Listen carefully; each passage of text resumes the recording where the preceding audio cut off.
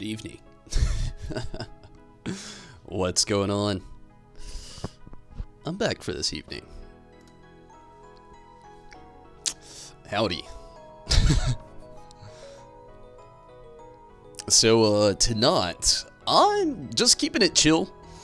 I didn't really plan on being here tonight, really, but, the big thing was, I have no plans tonight, so I was thinking to myself, why not? So, I'm gonna be on here for a little while tonight. Hopefully, everything goes pretty smooth. Again, you know, I'm just gonna keep it chill. Gonna do some Rival Wings. We'll kind of really see how it goes from there. I really just don't really feel like getting stressed out about anything. And, we'll just kind of see how the night goes from there. Definitely gonna get in some good chats. Maybe talk about the new Pokemon shit that released today. There's a lot. New movie trailer. The new game coming out to Switch later this year. So much stuff.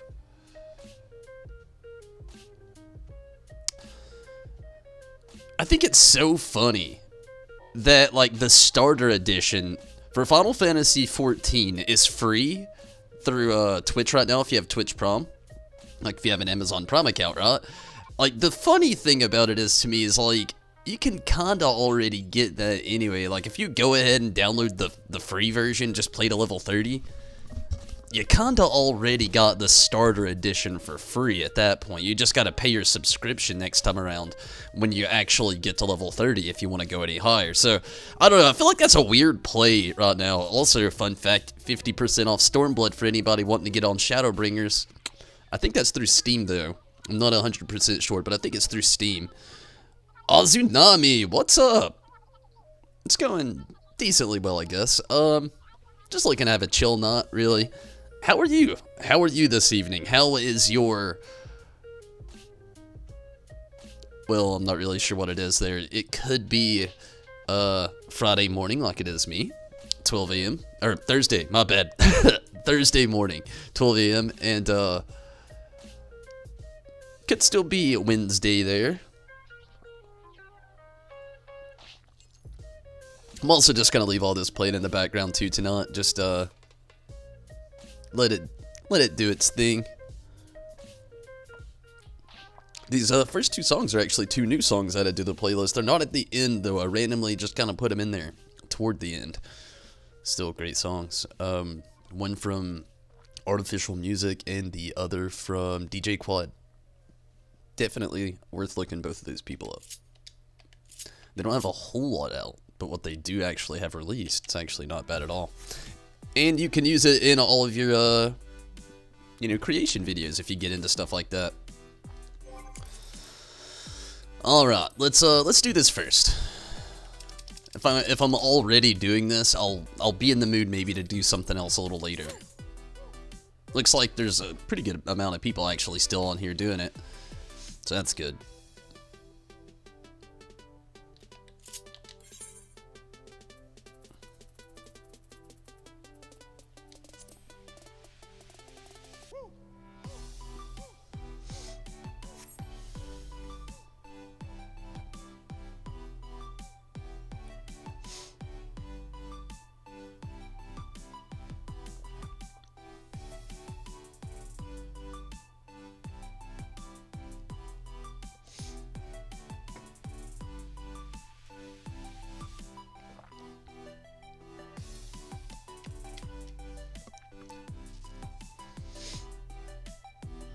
I just hope I have some really good parties tonight, man. I'm really hoping for that. At least it doesn't look like the wait is going to be too long, though, with the Rival Wings. I was really, really hoping that. But luckily with Hidden Gorge, there's still so many people jumping in and playing.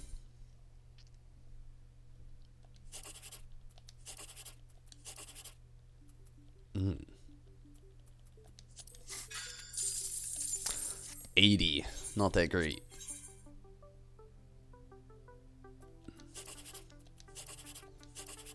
Oh, you know I'm going for it.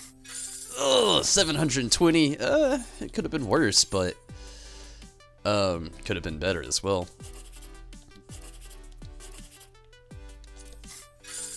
And 72. Not a great knot for MGP, but I've had worse. Your Thursday night is going well. Sweet. The new Pokemon game is upon us.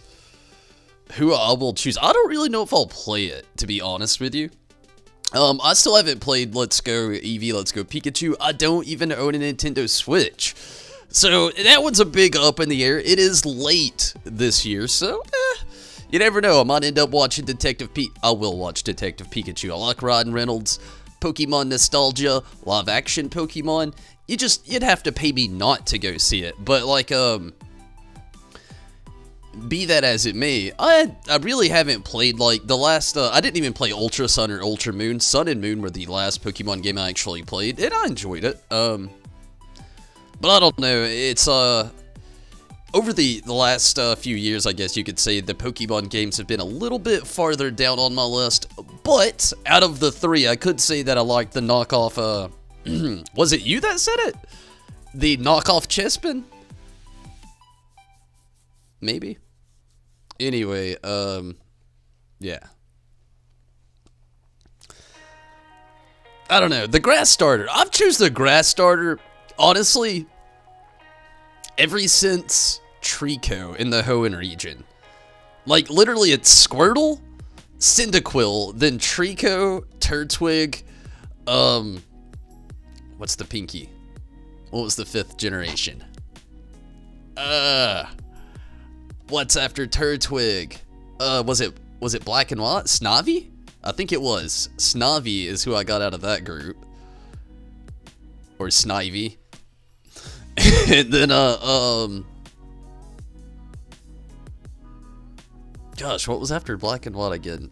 Yeah, Sun and Moon, and then I picked, Rowlet. I feel like I missed one somewhere in there. But, yeah, honestly, ever since the Hoenn region, I've chose the grass starter. I've liked them so much better. But, you know, Kanto, Squirtle all day. And then Johto, Cyndaquil. But, as far as the new games go, if I had to choose between the three again, I'm going Grass Monkey. I would definitely choose, what was his name? I can't remember their names. I will admit, though, it does look like it could be potentially the best Pokemon game yet. I'll give you that all day. Like, it looks good. Like I said, you never know. I might end up getting it by the end of the year. But, it's a big up in the air just because of the amount of money I'd really have to drop. Like I said, I'd have to go buy a Switch. And if I got a Switch, I'm getting Let's Go Eevee, Let's Go Pikachu. It's gonna be Eevee. It'd be Eevee. And then, you know, if I had to choose between one of the games, Sword or Shield, I don't really know. I have thought it has been hilarious, though, the amount of memes that have been going around already. Like, day one, they drop all these Pokemon, and then boom, memes like crazy all over the place. Like, I saw this Aegislash out here, and it's like, it was like, Aegislash caption, am I just a joke to you? And then it just had, like, the Pokemon, like, Sword and Shield, like, logo. Ori! What's up? You haven't picked a fire starter since Cyndaquil. Yeah, same here. I don't know, like, after Johto, I've been going grass starter ever since. Like, it's just what I like. It's not even necessarily that I like the grass type Pokemon. I don't really have a problem with it. I do have a lot of grass type favorites, but like, I'm a huge Tropius fan. God doesn't evolve, has loads of weaknesses, but like, if you know how to use Tropius, he's a trooper. So Ori, you a Pokemon person? How are you this evening? Tonight, this morning. Whatever.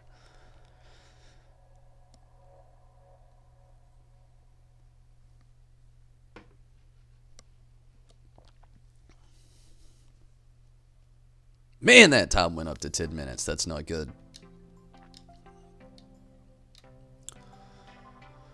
What's going down?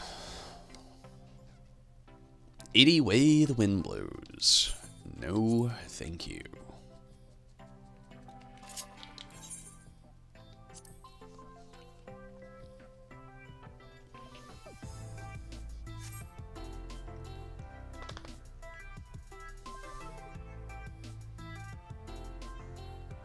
Grass flying is such a bad top. It really is. You know, one straight Os attack, it will obliterate that motherfucker. But like I said, I know the weaknesses, but I do know how to use a good Tropius.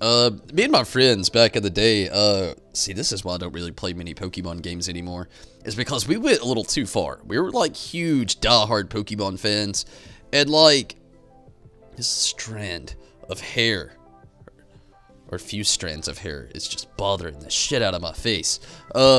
Anyway, we'd go a little too hard. So we would do things like all grass top teams. Or we'd do like opposing tops, like we would do like, not necessarily opposing, but non-opposing. Like we would do, what would be a good one to use an example, like fire, like a full fire team versus a full electric team. Or a full electric team versus a full grass team. Or a full water team versus a full Os team. Like just stuff like that and keeping it like super random. And we would just do this day in, day out for days. And my friends were a little bit more into like getting natures up to par. Me, I was way too impatient to try to get the natures just so correctly. So I wouldn't exactly take all the time that they did, but still, yeah, we would just like nearly run it into the ground, breeding Pokemon and all this junk. And you know, later on, the breeding process and everything else, it goes way more in depth now than what it used to. Like, I remember on Sun and Moon how far it could go. It was just insane. So, like, yeah, I don't know. I've played many a Pokemon, so I've learned to use a few of them a little bit better than a lot. Wait, no, I said that wrong. Either way, yeah, I know how to use a good Tropius. But I will not boast him too far up. You're right, and very correct. Grass flying's a terrible top, but at the same time, it has some advantages as well. And if you know how to, like, use them correctly, it's really not that bad at all. Never got into Pokemon. Don't dislike it. I feel ya. It's literally one of those things, like, you either played when you were a kid, and it never left you, or like you had friends and you maybe dabbled with it, but you just like you knew enough people that liked it, you really could never say anything against it. And you know, literally, as far as anything goes ever, to each their own. We all know how it goes.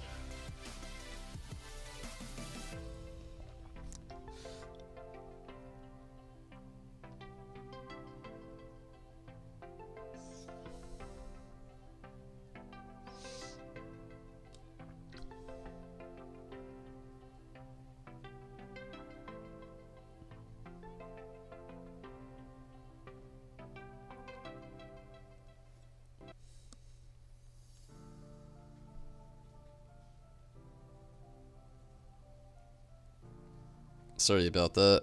Minato actually hit me up on Discord, and I just now saw it. He was asking me if I was streaming or not.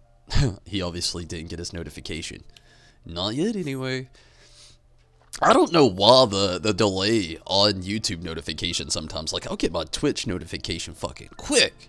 Sometimes, you know, with people even I've subscribed to on YouTube, I won't ever get that thing till, like, after their stream sometimes.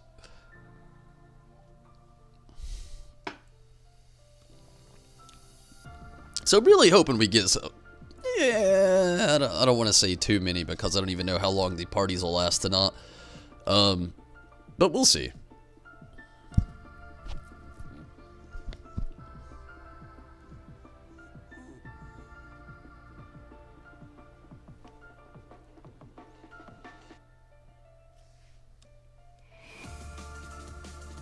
Push south.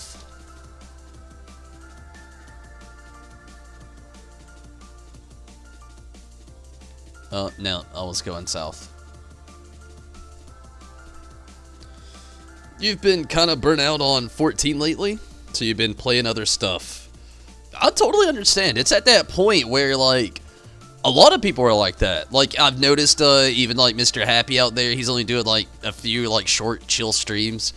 I kind of feel it, too, you know? We're at this point, like, even though I've got a few things I still need to get it clear on, it's just like I don't know. We're at this weird point in the game where like we're not really getting a lot of story content all at once.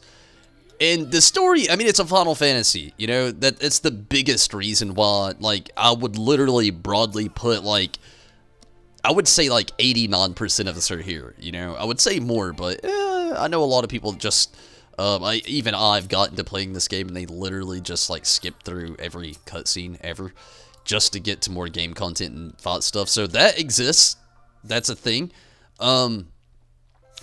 but, I would still arguably say that, like, 89% of the people that play this game play for the story. And again, we're not getting a whole lot of that, not even a lot of side content stories, so, like...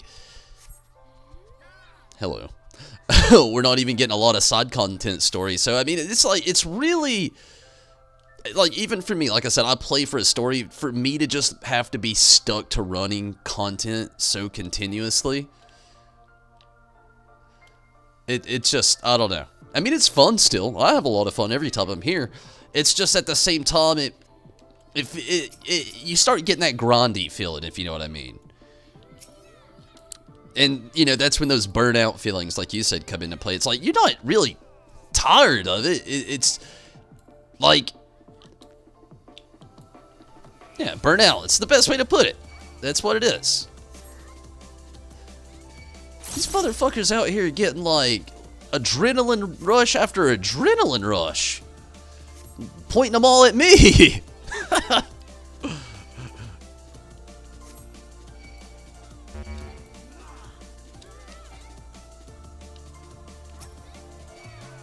Okay, I gotta fall back for a second.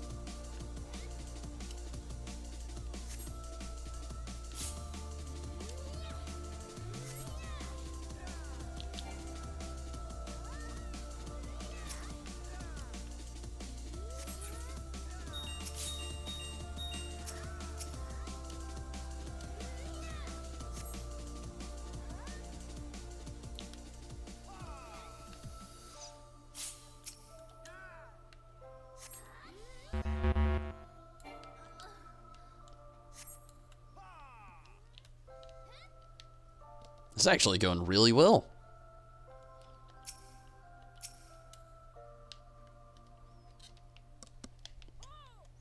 What up, Minato? We're at the end of the expansion. It's going to be slow couple of months in the terms... Yeah, definitely, definitely. Like, this is where I jumped in the game at the end of Heavensward. So, I definitely know how it's going to feel. Like, I came into playing this game when it was like this. It was really exciting for me, though, because I had a shit ton of story content to catch up to. It was super awesome. It was probably top 10 best moments of my life. No exaggeration. Anyway, like, just to have that much of a story and endless content to play with so many other people and gain so much knowledge on just one game so vastly, so quickly, and getting to grind it out so endlessly and non-consciously because I loved every second of it. I don't know, it was just so much fun.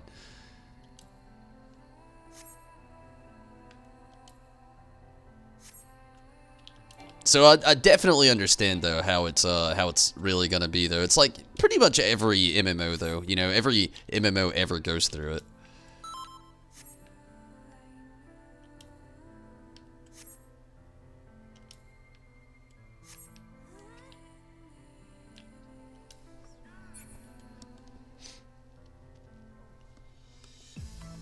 Stream notification almost instantly. Sweet. Still love the game, but it's kind of like pre-expect. Yeah, definitely. So, Minato, how have you been? Hopefully you've been doing pretty good.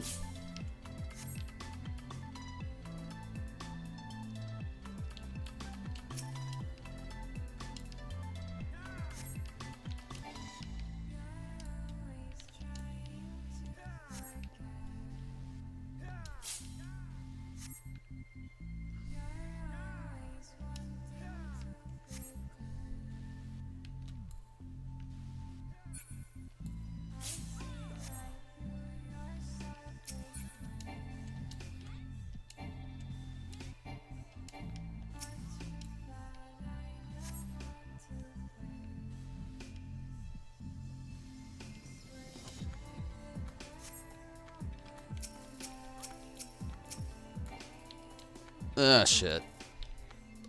Good timing.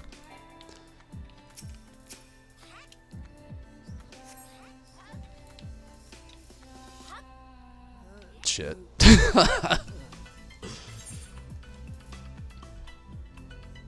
You're in Eureka. No thanks. Game since before Heavensward launched and felt the same way toward the end of Heavensward. Damn. Yeah, like I said, you know, I totally understand. It's just like every MMO, you know, like we have those moments where we're just wanting new content, new story content. It's like especially a Final Fantasy game, like I was really putting the emphasis on earlier. It's just like, I mean, it's a Final Fantasy game. These are literally about story content. So when you don't have that key thing, like any time they release anything, we get story with it, of course, but like not like it is at the beginning of an expansion. I mean, obviously, but still.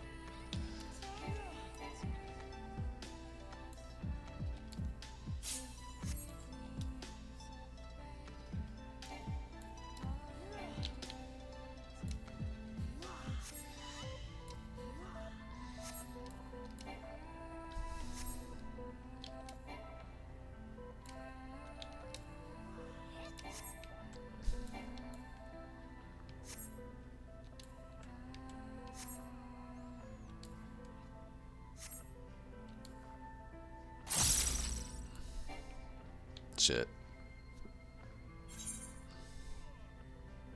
Euthanasia, what is up?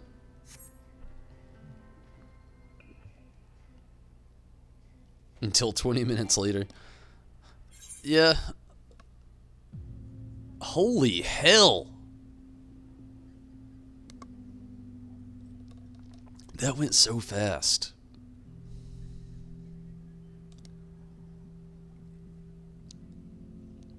It's kind of hard to believe.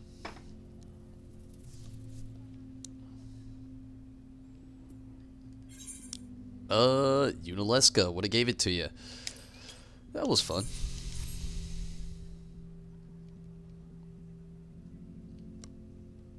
We got a player comm.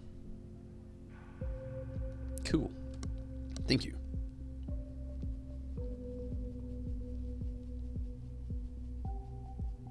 Other than you. Well, I'm sorry you hate it right now. I'm doing pretty good though. Pretty decent anyway.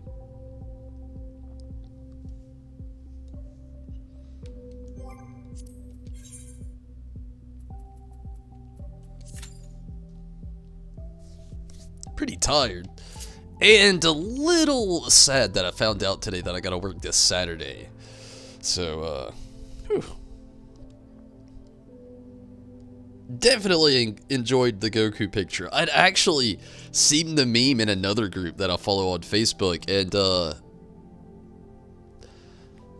still thought it was just as funny though. Like, definitely. I still think it's the classiest way to leave somebody. Guess what I use these for? Instant transmission.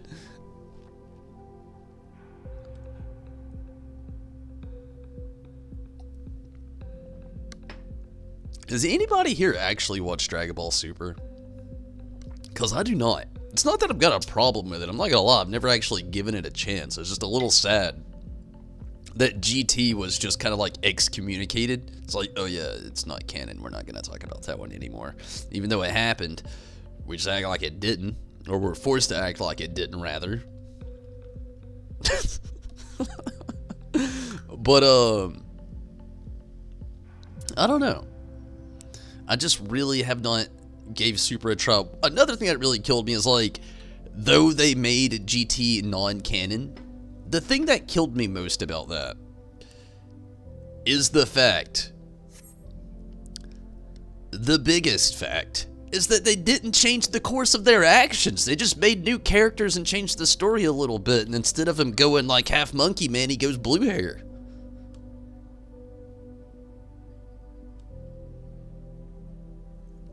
So I got out the pen and just looked down, and it made me really just think, anybody here getting the fat cat? I haven't even looked how much it is. Is it like a character only now? Is it like a worldwide? Is this thing 30 bucks? Gosh, that person's already got the cactar. How do you get this, by the way? Is this from MGP? If so, it will be mine one day. I'd rather have this than the Kupokar. I'd rather much have a cactar. Seen some? You really like Dragon Ball GT? Have not watched Super at all. Yeah, I mean, that's kind of like how I am with it, you know? Though the anime that I watch these days, it's not like Dragon Ball Z anymore. Like, I love the shonen anime, I do.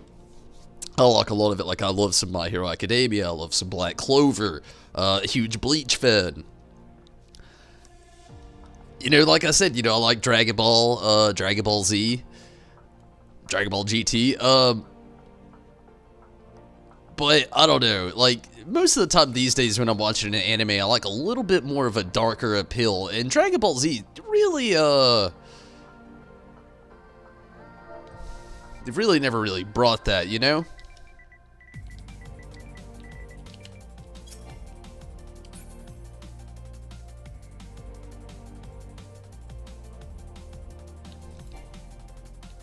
Although, back in the day, you know, we did see some of our favorite characters get ripped to shreds. I mean, I can't tell you how many times I watched Krillin, duh. And Yamcha. And Tien. You know, pretty much everybody died all the time on that show.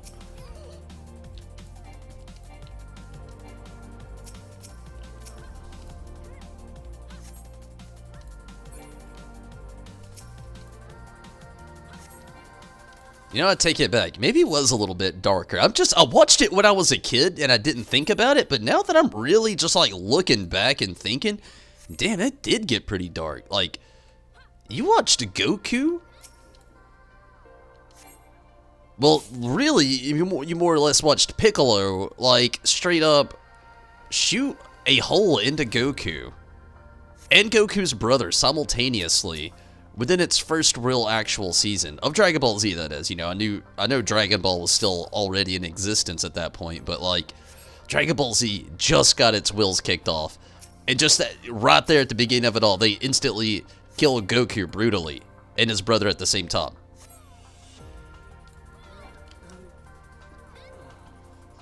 AFK half the time at Eureka waiting on stuff to spawn? That sounds terrible. Goku died a good amount too? He did.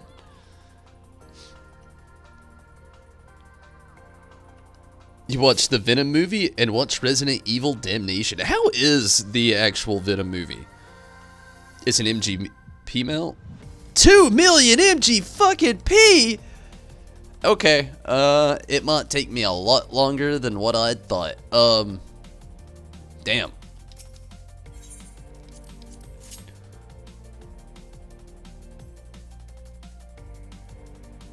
They want us to keep our focus on the north. A lot more lewd. Yes, I agree. Dragon Ball brought the lewd. Dragon Ball Z brought all the dead characters.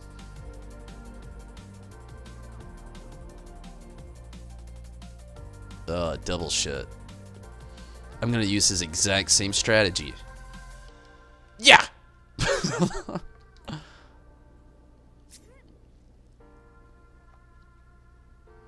Oh, it's about to turn into a clusterfuck over here. And I like it. Oh, no. Get up those stairs. Turn orange for me.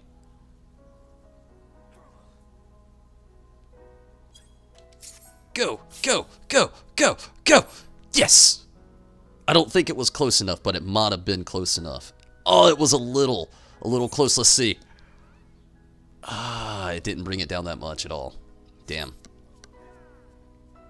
Especially Bulma. You liked it a lot. Didn't like the connection between Venom and Brock. Wait, wait, huh? Oh! Okay. Okay. I really want to watch it. I've not really had the chance yet. I might watch it tonight after the stream, actually. I have really been wanting to watch Venom. Because, like, I was always a hit-and-miss Spider-Man fan, to be honest with you. Like, I like Spider-Man, but really, honestly, I like all the characters involved around Spider-Man a little bit better. Venom being one of them. Carnage was always a big one for me. Spider-Man, he had, like, the best, like, villains. But, like, as a character as a whole, I was always kind of, I'm not the biggest Spider-Man fan. But, yeah, I mean, he had some fucking villains, though. And the story and the background they had for all the characters, too, was always so well intact.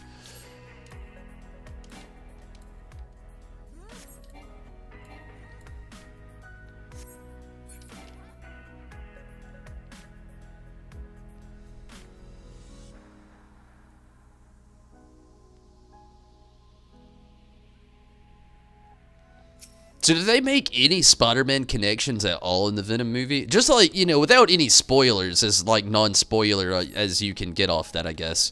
But like, it just has me curious.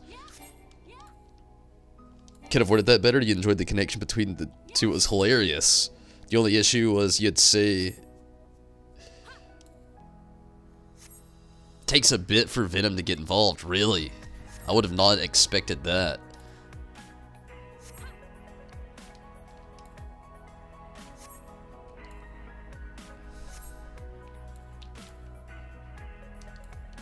Whoa, pulling me in. Whoa, they all hit me all at once.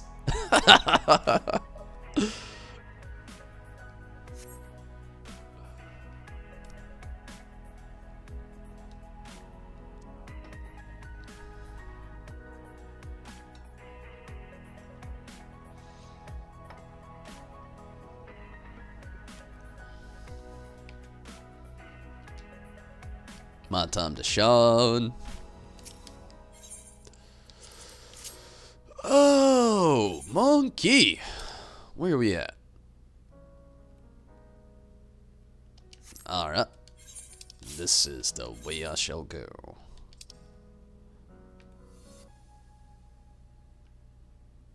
Huh. I could stay like this, forever following you. Contemplating on the best way to go here. He's kind of got his attention over. They killed him. I'll be right where you are. Oh, this guy's almost dead. Chasing me like you know something.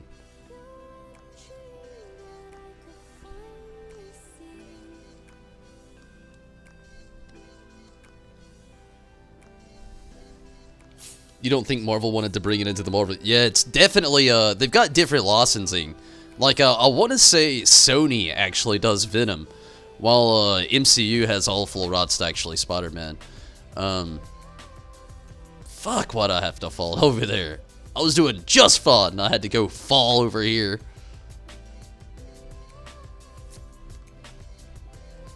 Takes place in San Fran, really? San Francisco? That's just weird.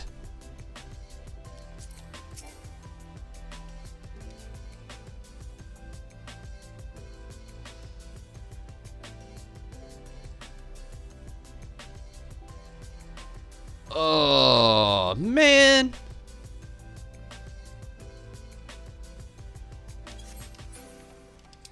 This shit was still up when I started making my way over here. That sucks. At least it was a decent distraction, I guess.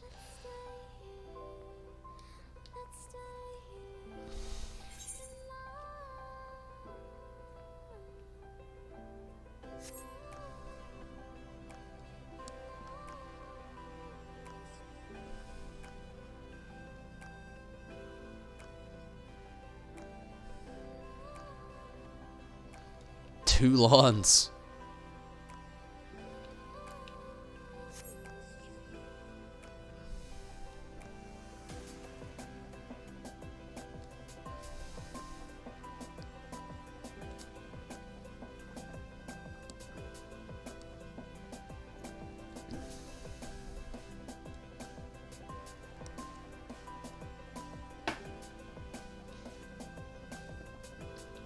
So, you know, I like how they told us we were gonna have a live-action Sonic movie. Then they had, like, a few different things kind of leak along the way. And then just kind of, like, right after all of that, we haven't heard shit about it. Other than, like, the negative feedback from every fan of video games ever.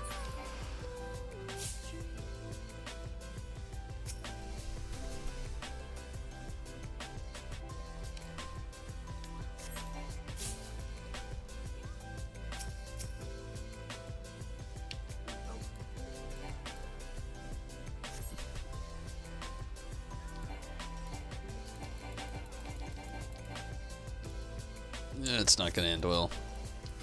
For me.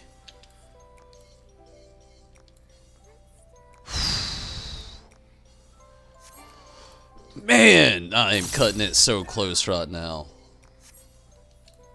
Not even trying to. They won't let me leave. I can't get out of this corner.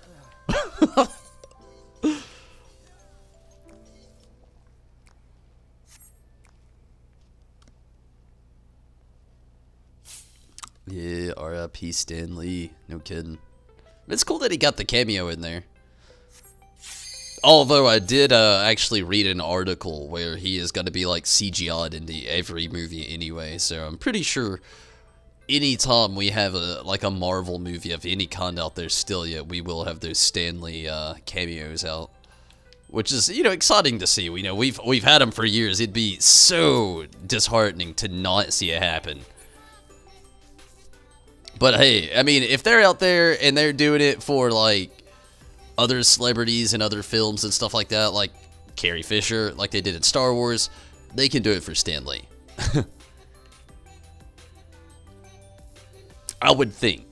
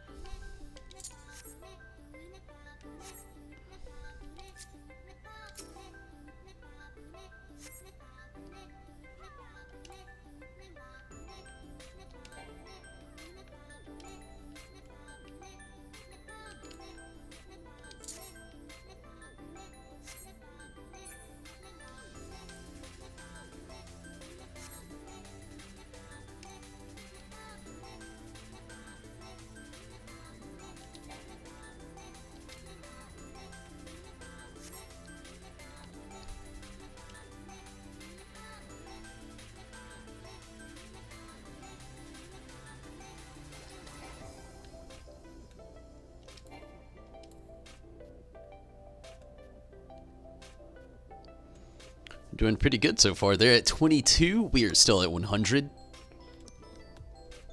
Celebrity? What? I missed something.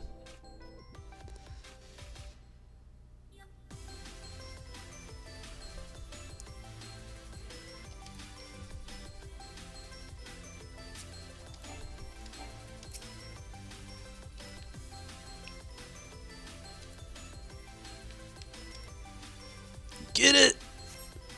Sweet. They're down to 12.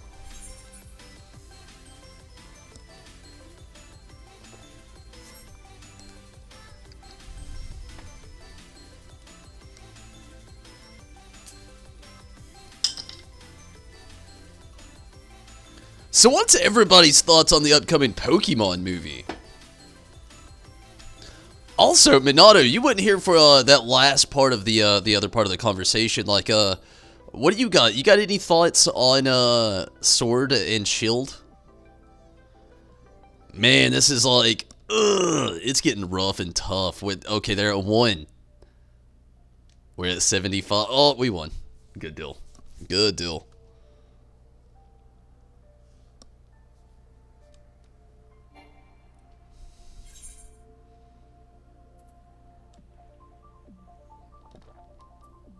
It's a fuck ton of damage taken. I'm telling you, they hate Watt Mage out here.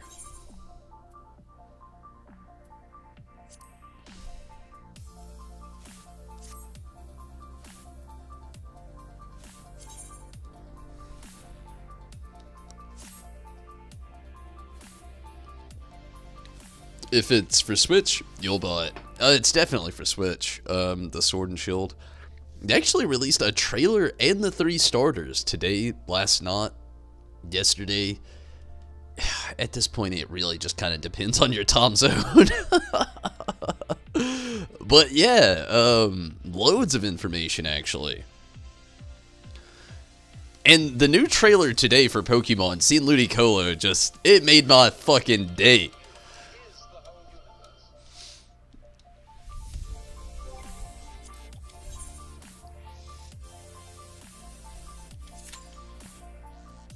Like, it really did. Just that face. I love that you actually use that as your Discord profile picture. It's amazing.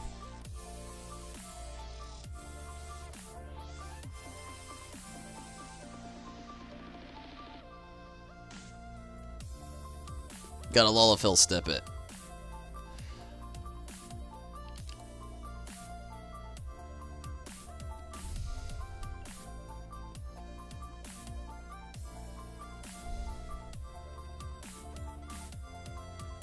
Oh, what the muck? Psyduck peeking through some blondes?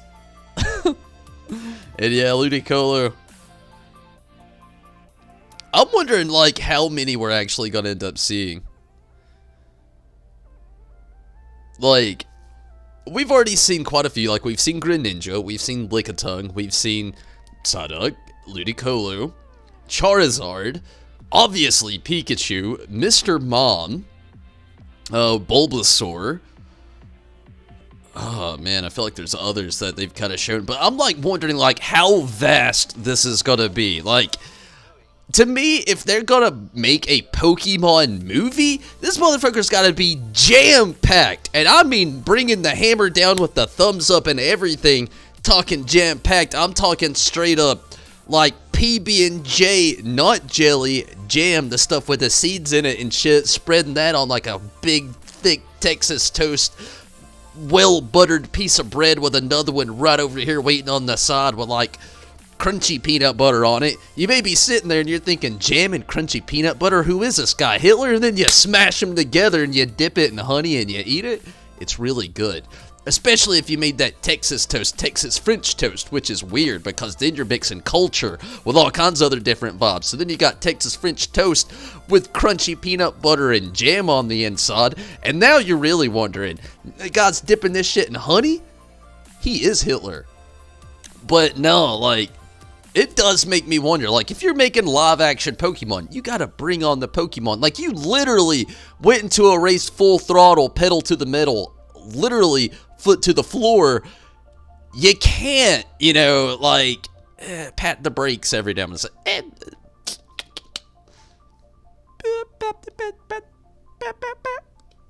the brakes. You can't do it. It doesn't work. Like, no. Immerse us in a world of Pokemon. Don't give us cars and shit and give us, like, New York with a couple Pokemon here and there. That doesn't make any goddamn sense. If it's a world of Pokemon, the world of Pokemon is going to have a shit ton of Pokemon. We'll see how it's going to go, though. Riz, what's up?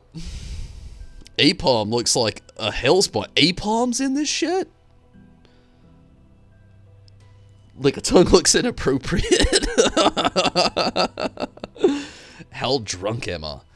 On a scale of 1 to 10, I'd say I'm like a 4, maybe. I'm not drunk.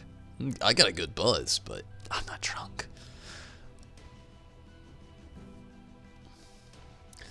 I've just got a very good imagination. Like, that's the one thing that, you know, like, you're growing up, everybody tells you, you know, like, this kid had an overactive imagination. He'll grow out of it. I never grew out of it.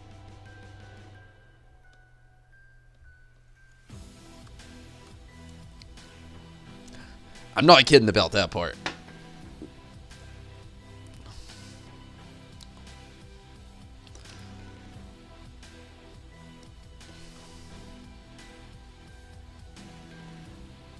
You're kind of buzzed?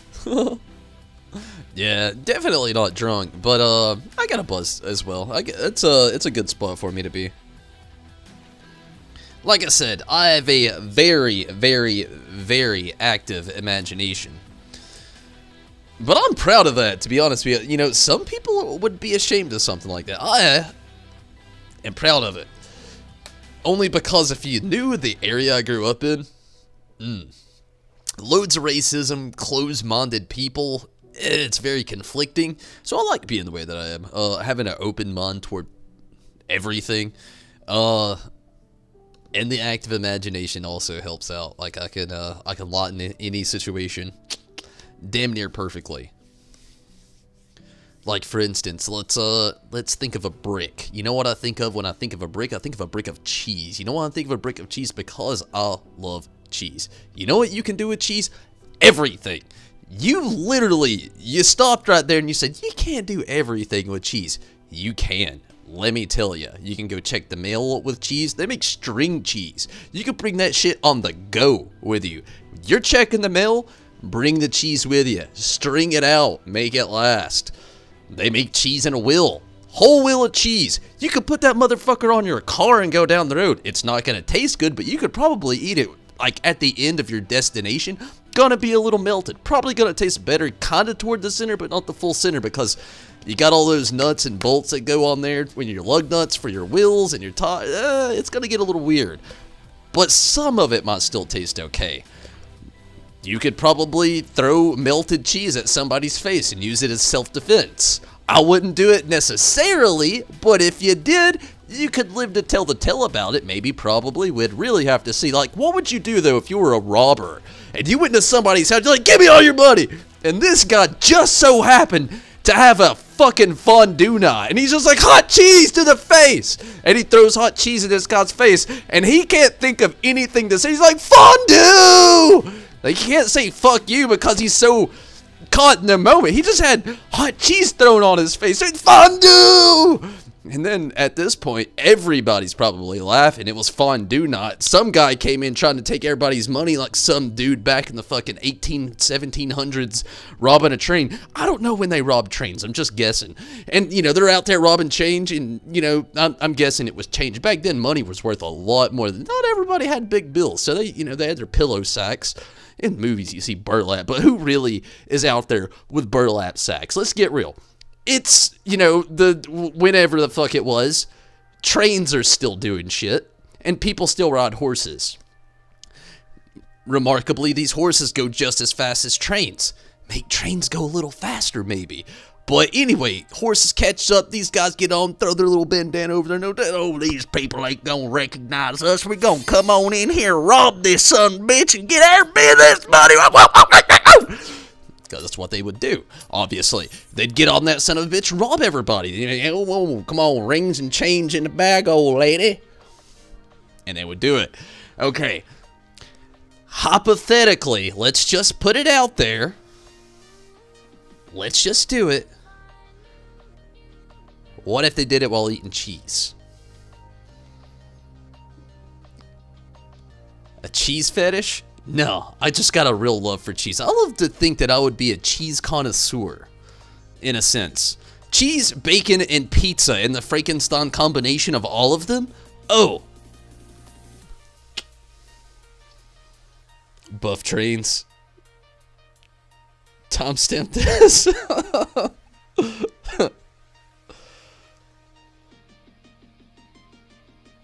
The good apple.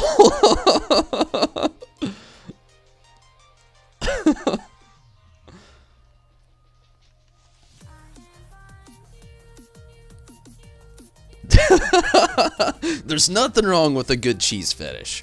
But I'm just put this scenario into play too. You got your chick, you got the mood set right, everything comes in, you shush her on the lips and you're like, I'll be right back. You leave the room, you got your magic waving with this hand. You gotta remember the magic hand. And when you come back, you got your hands behind your back. You're looking at her with that look. That one, you know, that one where you're like, stuff's about to happen. One of those, you know. But when you walk in there, you take your hands out behind your back. That's where the mystery was at. You came with your hands behind your back. So when you come out, she's just looking at you. And you got the shredded cheese and you just start slinging it. I don't think it's going to go too well, but it would be a really funny moment to have. That's all I'm saying. The nasty, moldy, maggoty con too. Yeah. Honestly, I was talking to a lady about that at work today. Like, if any of you here have ever watched, like, Bizarre Foods, I've actually talked about this before. It's apparently, like, a delicacy in parts of Europe. Even, you know, all over the world, a lot of people would really love to try it. It's expensive shit. It's, I don't think, technically legal everywhere. I'm not too sure about that one. But the fact is, it's a certain type of cheese that is just aged over a certain long period of time where they let these flies go in there and lay their eggs. So, maggots are born within the cheese, and they basically eat all the moldy shit away as they just kind of chill there over a long period of time, doing maggot stuff, eating cheese and shit. And apparently that's like one of the bigger delicacies of the world that not a lot of people ever really get the chance to actually try. I myself have left that off my bucket list, you know, for various reasons, like, you know, maggots. But, be that as it may, it is a legit thing. But I'm totally on the same boat as you, you know, cheese is pretty awesome, but I don't know about it. You come in with some maggot cheese and it's like, ugh. Like, I would be mad right now if I was watching this stream eating like cheese pizza with cheese stuffed crust or something like that, and you're sitting there really getting your real cheese on. Maybe even got some cheese dip. You got cheese pizza, extra cheese, cheese stuffed crust, cheese dip. Who knows? Maybe you got something else cheesy on the side. Maybe you like cheese sticks. Maybe you threw some of those on top, and you're like, this is going to be the bomb diggity bomb. You got another slice of pizza, put that on top of that. You got a pizza sandwich with some mozzarella sticks inside, dipping it in cheese dip. What of it? You get your cheese on. And then somebody comes out of nowhere talking about maggot cheese. Oh yeah, I'd be mad too. And for that, if you are one of those people, I am sorry. That's the closest thing I can give you. I can give you a fist bump, high five, low five, too slow, you missed. But, I don't know. Cheese, man, let me tell you. Don't know if somebody called this or not. Now I feel like an asshole because I totally came in and just snatched up the first mech that we had on our team. I did not pay the first bit of attention to if anybody had called it or not. Oh well. Feel you on the cheese, love? Probably good for you. Your gut bacteria? Definitely pass. Yeah. Oh yeah, hard pass.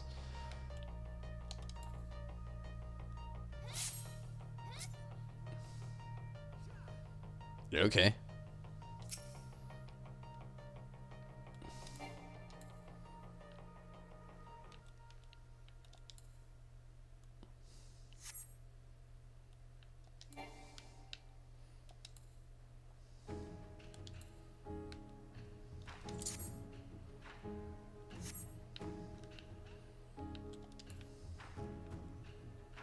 Yeah, that one didn't do any good.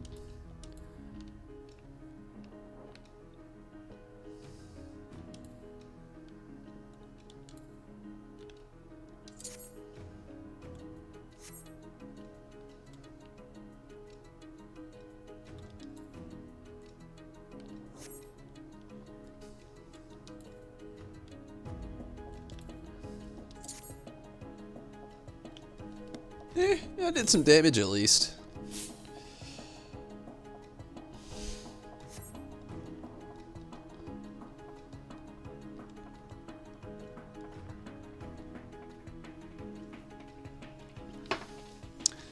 Is it bad that I went too hardcore on the pizza talk and the cheese talk? Really on the cheese talk that I wish I just had like a big brick of like fucking pepper jack. What's your favorite cheese? Let's get one of these going. We already started. We've been on a cheese rant. What's your favorite cheese? What's your favorite way to eat the cheese? And how you eating cheese tonight? Because you're probably about to. Like, all of you in on the comments right now willing to actually get it on this cheese talk still. Let's do it. Let's cheese it out. Let's get stringy with it. Let's go shredded. Let's cream it up. Let's go, you keep pimento and cottage to yourself, though.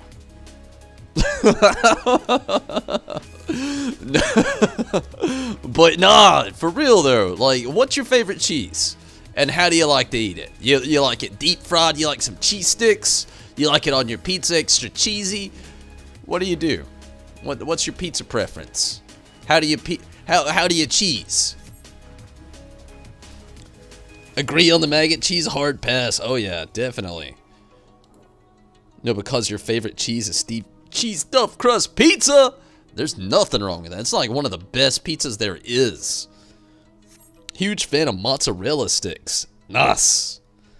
Mozzarella sticks, great buzzed food. Like, if you have a good buzz on and you're just like sitting there and you're looking at like the menu and all your friends are just out here eating like some real meal shit and you're just like, I ain't know even about all that. And you see mozzarella sticks on there. You're just like,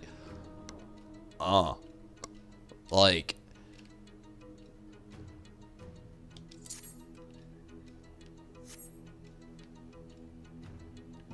straight up.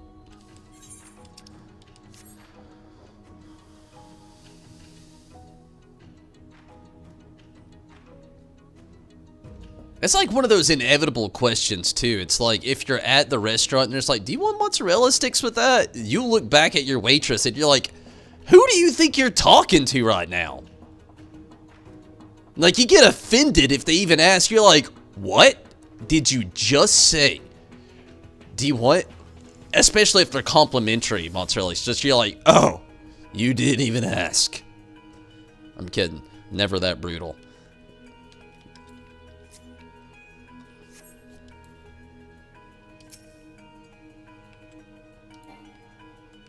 Can I just straight up go attack their core right now? Like, is that legit?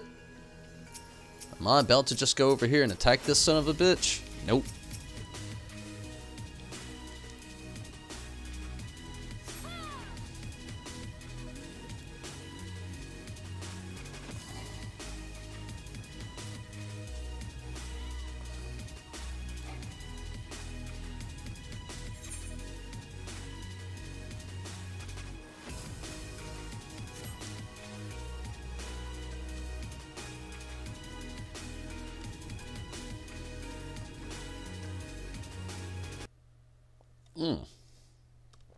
YouTube getting at us like Netflix over here. Are you still watching this? Are you still watching this? I don't know.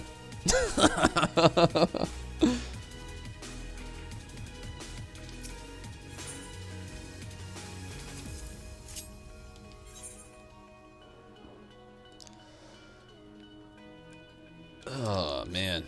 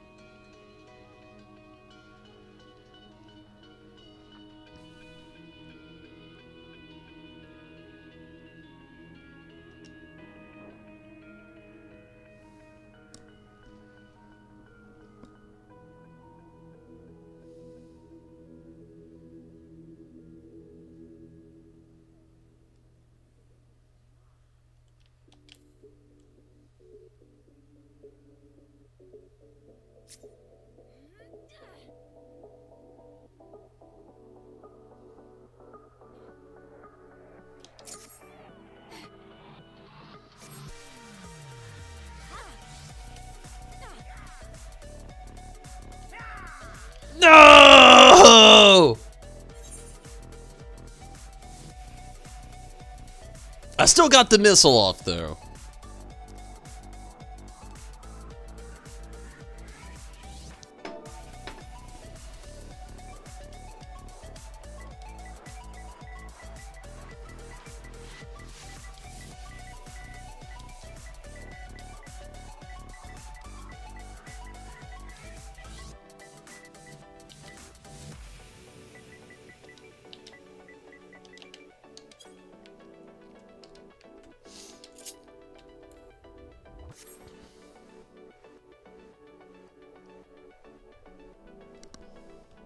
Jazz, what's up? Up for the cheese talk? It's getting real cheesy up in here. Literally and figuratively.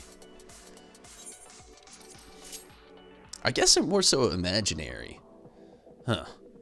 Now I've just awoken my mind for nightly thoughts.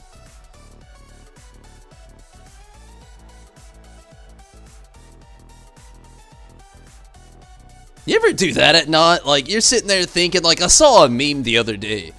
Like, it said, like, I'm gonna use random times because I don't remember what the hell it said, but it said, like, 12 a.m. or 12 p.m., too tired to think. 5 p.m., too tired to think. 9 p.m., too tired to think. And then at the bottom, it had 12 a.m. How do dragons blow out candles? Anybody else's mind just like work like that all the time? You just think of the most random things and you can't even really help it. It's just like, that's just how your brain works. Like you're sitting there telling yourself, it's like, I'm gonna go to sleep tonight. I am tired. I had a long day. Shit got too real. I need to just chill and think about nothing. Then you go to bed and then that's what happens. You're just like, how did dragons blow out candles?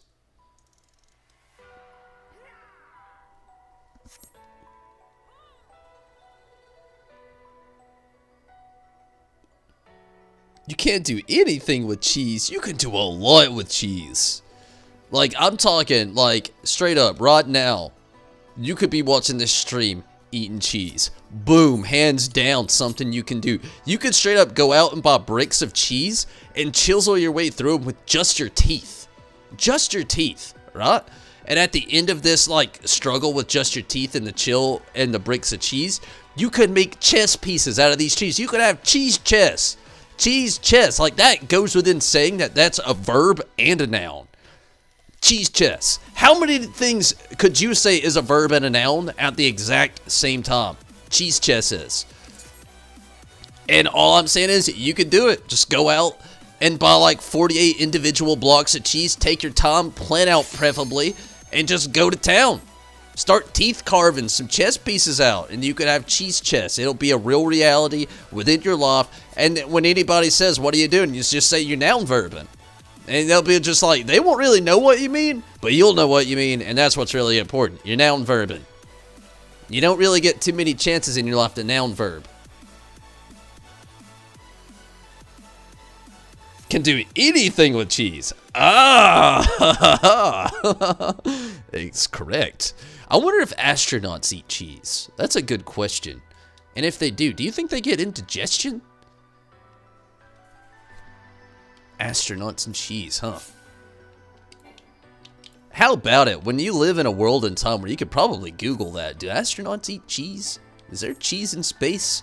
The moon's not made out of cheese. That's a proven fact. We already know that one.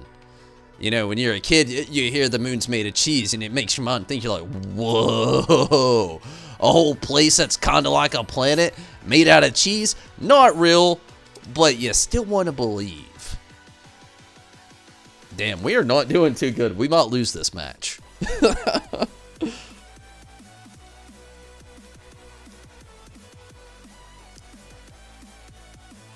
The sad thing is, I probably could have a whole stream where I did nothing but talk about it. Jeez, that is. You know, one thing that you wouldn't think that you would have lived through in your life is, like, there's a jam band out there called the String Cheese Incident. Fun fact. Live off cheese? even collect cheese in the virtual world of Skyrim. Who doesn't? You gotta have that cheese in Skyrim. They probably do, since it doesn't really spoil. That makes sense. Astronauts up in space eating mac and cheese and shit. It's genius. I bet they got easy mac and shit.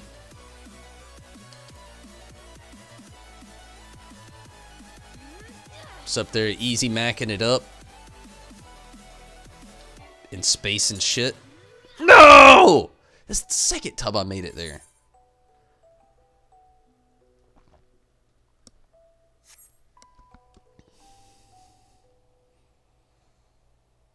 I'm telling you, like, there's a meme out there. It's not even really a meme. Back when they were at E3, and Bethesda was going through like their segment, I guess you could say. And they had a little thing about Skyrim being on Alexa now. It still kills me, but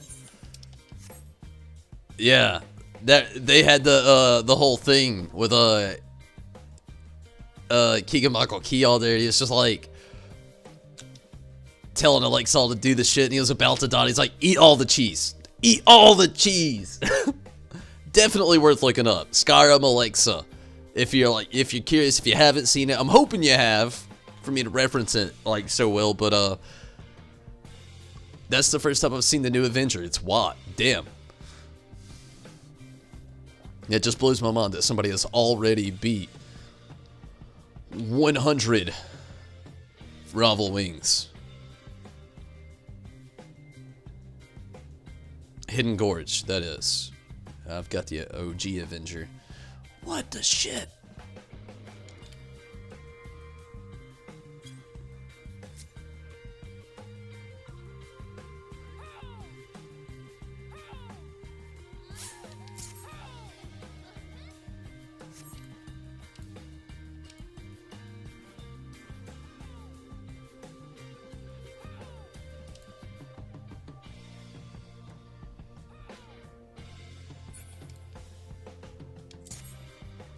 Get it!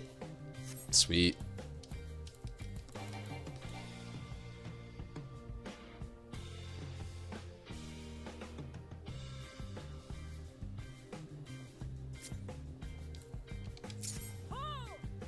Get it! Double sweet. Wish you could reduce milk so you can make your own cheese. Oh man, I don't know what your own cheese would taste. I feel like you wouldn't like it. You know what I mean? Like, you ever get like that with just like certain things? You know, you just like, you feel like, you know, a DIY thing. You finally go off and you finally do it, and then you do it yourself and you're like, ew. And you don't really like it as much. I feel like making your own like cheese, if you made your own milk cheese, like literally you produced your own milk and made such cheese of a thing, I just feel like you wouldn't like it as much, you know? It'd be like those people that like to make their own chili or something. Like, I'm not saying anything bad against homemade chili at all. Homemade chili is excellent, especially if somebody does know actually how to make it. What I'm saying is, like, most people that make that said homemade chili usually don't like it themselves. And we won. Nice. Sweet. Like, I have a grandfather that's that way, though. He loves chili. Loves homemade chili. Will not eat his own homemade chili. I almost did 1 million damage to everybody else, but didn't get a single fucking kill. What the shit is that? Almost had 600,000 damage taken. It's unrealistic. Still, big team player. I'm always playing like, what's the best way to put it? I got all 3 player comms off that too. It's fucking awesome. Thank you so much. But like, okay, first I gotta take a quick restroom break. Second, yeah, it's fucking crazy. I'm gonna try to let this come back so I can actually, yeah, do this. Get this going really quick. I'm gonna make this super quick. I'll be right back.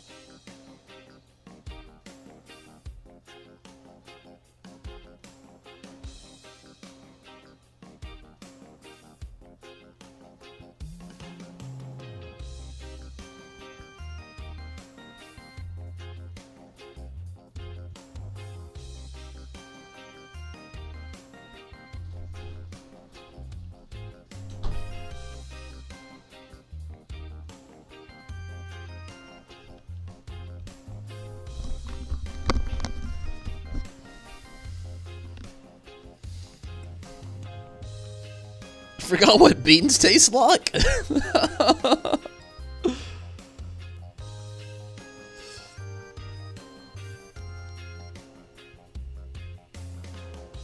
Exodia obliterate. You know, believe it or not, I know the reference, Yu-Gi-Oh! And all that stuff, but believe it or not, I was never that big of a Yu-Gi-Oh! Fan. I was more of a closet, not that big Yu-Gi-Oh! Fan. Like, all my friends loved it growing up. Like, all my friends had these decks of Yu-Gi-Oh! Cards, and I had a pretty nice stacked deck. I had this buddy that was really into it. It really helped me out with my little social status in, like, elementary school. And, like, we used to have some Yu-Gi-Oh! Decks and stacks and stuff like that, but when it came to the show, when it came to the card game, I could play, I was decent at it. It was about, like, playing Magic with me or something, but, like, the show, I could never reference it. I didn't really get into it. It's not that, you know, I didn't like that genre of things. There was so many other things off that show that was based off of that show that I liked after. But Yu-Gi-Oh! Itself, I could never bring myself to get into because it was so serious, and I was so young to take it, I guess, comfortably, you know, or something, you know, just, I couldn't absorb it as well as I could other things. And I was such a Pokemon geek as well, but, like, still. You love Yu-Gi-Oh! I mean, there's definitely nothing wrong with it. Like I said, I love so many things based off of it. I was a huge Beyblade fan, loved Beyblade. I love Duel Masters. Duel Masters literally copied Magic the Gathering and Yu-Gi-Oh! It's like they used Magic the Gathering's cards on Yu-Gi-Oh! It's almost how hardcore of, like, how, like, they even, like, had, like, better and worse animation. Like, the actual anime of Duel Masters, terrible. But they had, like, this hardcore, awesome 720 animation, fictional character animation that they would create that was just like mind-blowing, that looked like fucking video games. So it always like caught my eye, and I loved that. But just something about Yu-Gi-Oh! Like, I feel like Yu-Gi-Oh! Was before my time. Like, it wasn't, because it was right there at the era. Like, I was in that whole era. Like I said, it came out when I was in elementary school, so like I lived through the era. But at the same time, like, before I could take something so seriously enough, I couldn't grasp it then. The old school Yu-Gi-Oh! Digimon song going through your head? Damn, that's cool. That's cool. Die-hard Yu-Gi-Oh! Fan. What Digimon song? That's the one where you got me. Love me some Digimon, some digital monsters. I always wondered, though, like, why they would say, like, in the old theme song, Digimon Gnarlic Champions. When I was a kid, I used to think they said garlic, and I was like, maybe they're Italian, Japanese, I don't know. And then when I got older, I was like, gnarlic, oh, gnarly, I get it. And then when I got older, I was like, you know, I don't get it. Digimon Gnarlic Champions? It's like, I feel like they were grasping for something that kind of rhymed to go in there, because it was like, look, we need a theme song. Pokemon's legit. They're just like, I want to be the very best, like no one ever was. So on. Well, Digimon, you got 5 to 10 seconds of Digimon. And then eventually you have robotic Digimon, digital monsters, Digimon Gnarlic Champions. And you're just like wondering, like, what is a Gnarlic Champion? Just saying. I feel like they were grasping for straws there. Destrad, hey, how you been? It's been a little while. Glad to hear from you. Metabots. But you don't think many people remember it. I remember Metabots. Metabots was the shit. Metabee, I remember that. I actually had 2 Metabots games. One was like an Arena Champion Master, and one was just like Pokemon. You'd go around and you would build these different, like, Metabots to actually duel in, like, a... well, turn-based combat. You're all good, Bernardo. Glad that you're back, though. Same. Garlic Champions. Italian, Japanese. Whatever.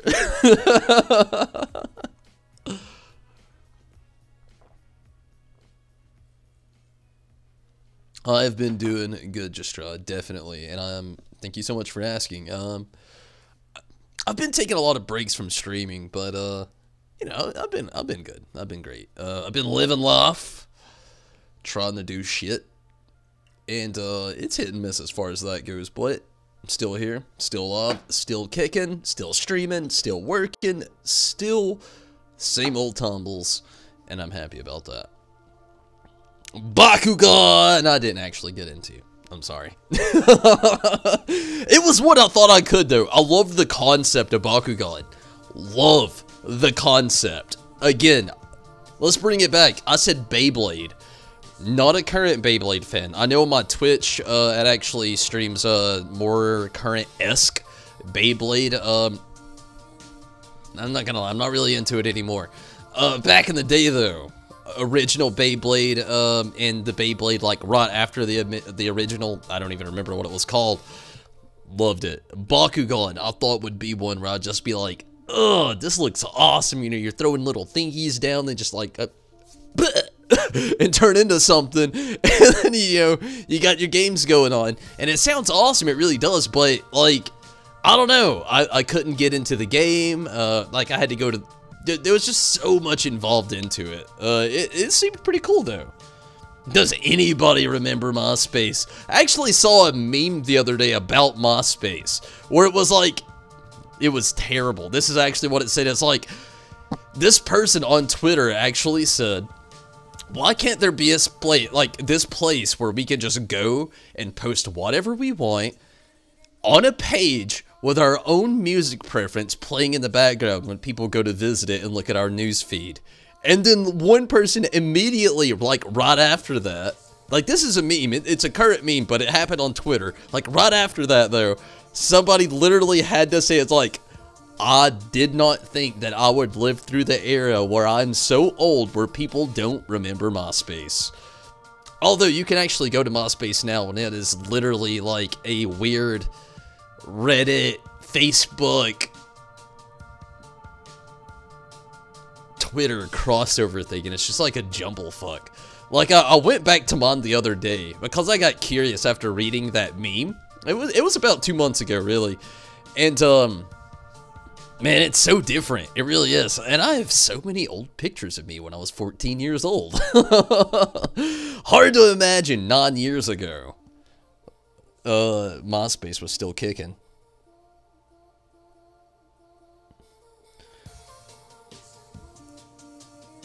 Not the only one who remembers Metabots. You had a Metabots game, but you didn't like it.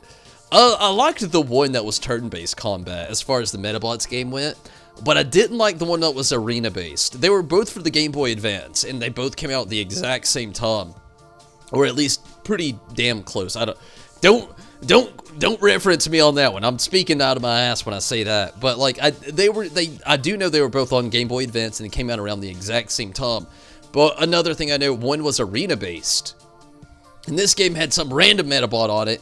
He was pretty cool. He wasn't that random. He was pretty well known in the show. Random to me because I don't remember a lot of the show.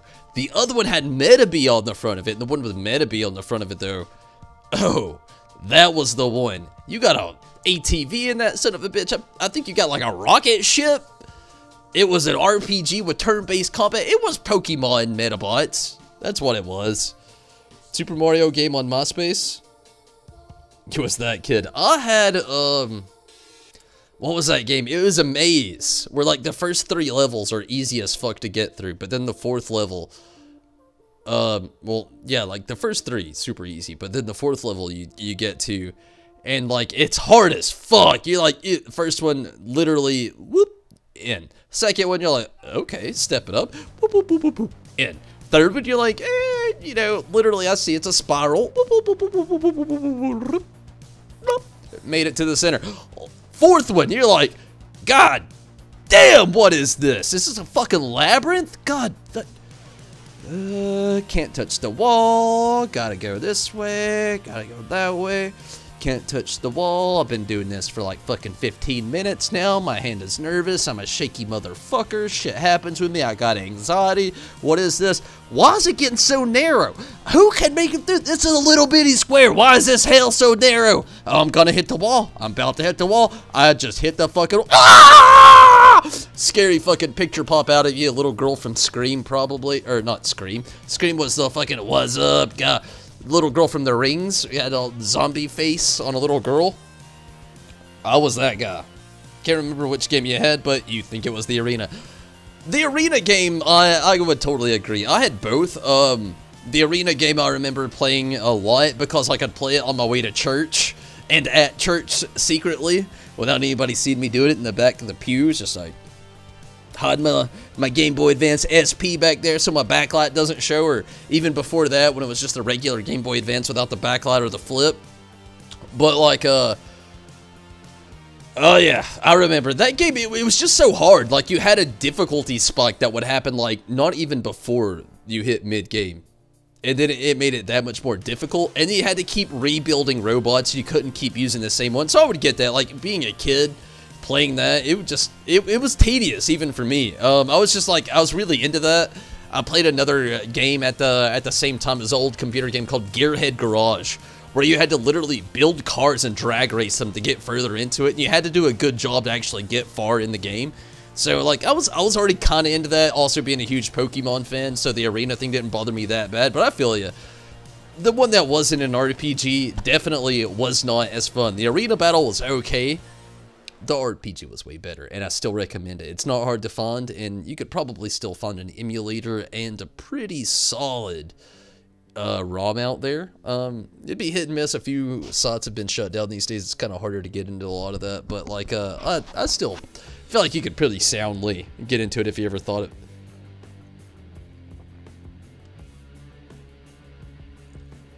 You were that guy. I gotta say, like, look, I'm gonna tell you the most horrifying thing that has ever happened to me as a child. I grew up in a weird way. Like, just bluntly put, super weird way. I had an uncle who was like 14 when I was born, if that tells you anything. My mother was kind of young. I think she was 21 when I was born. Weird little 7-year difference between her and her younger brother. My mother lived very close to my grandparents, so I spent a lot of time with my grandparents growing up. Most of like my life I spent with my grandparents, actually. A lot of you who actively follow the streams know that. Not going to get too into it right now. Just going to roll on with the story here. Friday the 13th, let's give it a random year, like 1998. Could have been 1999. I was 5 or 6 years old.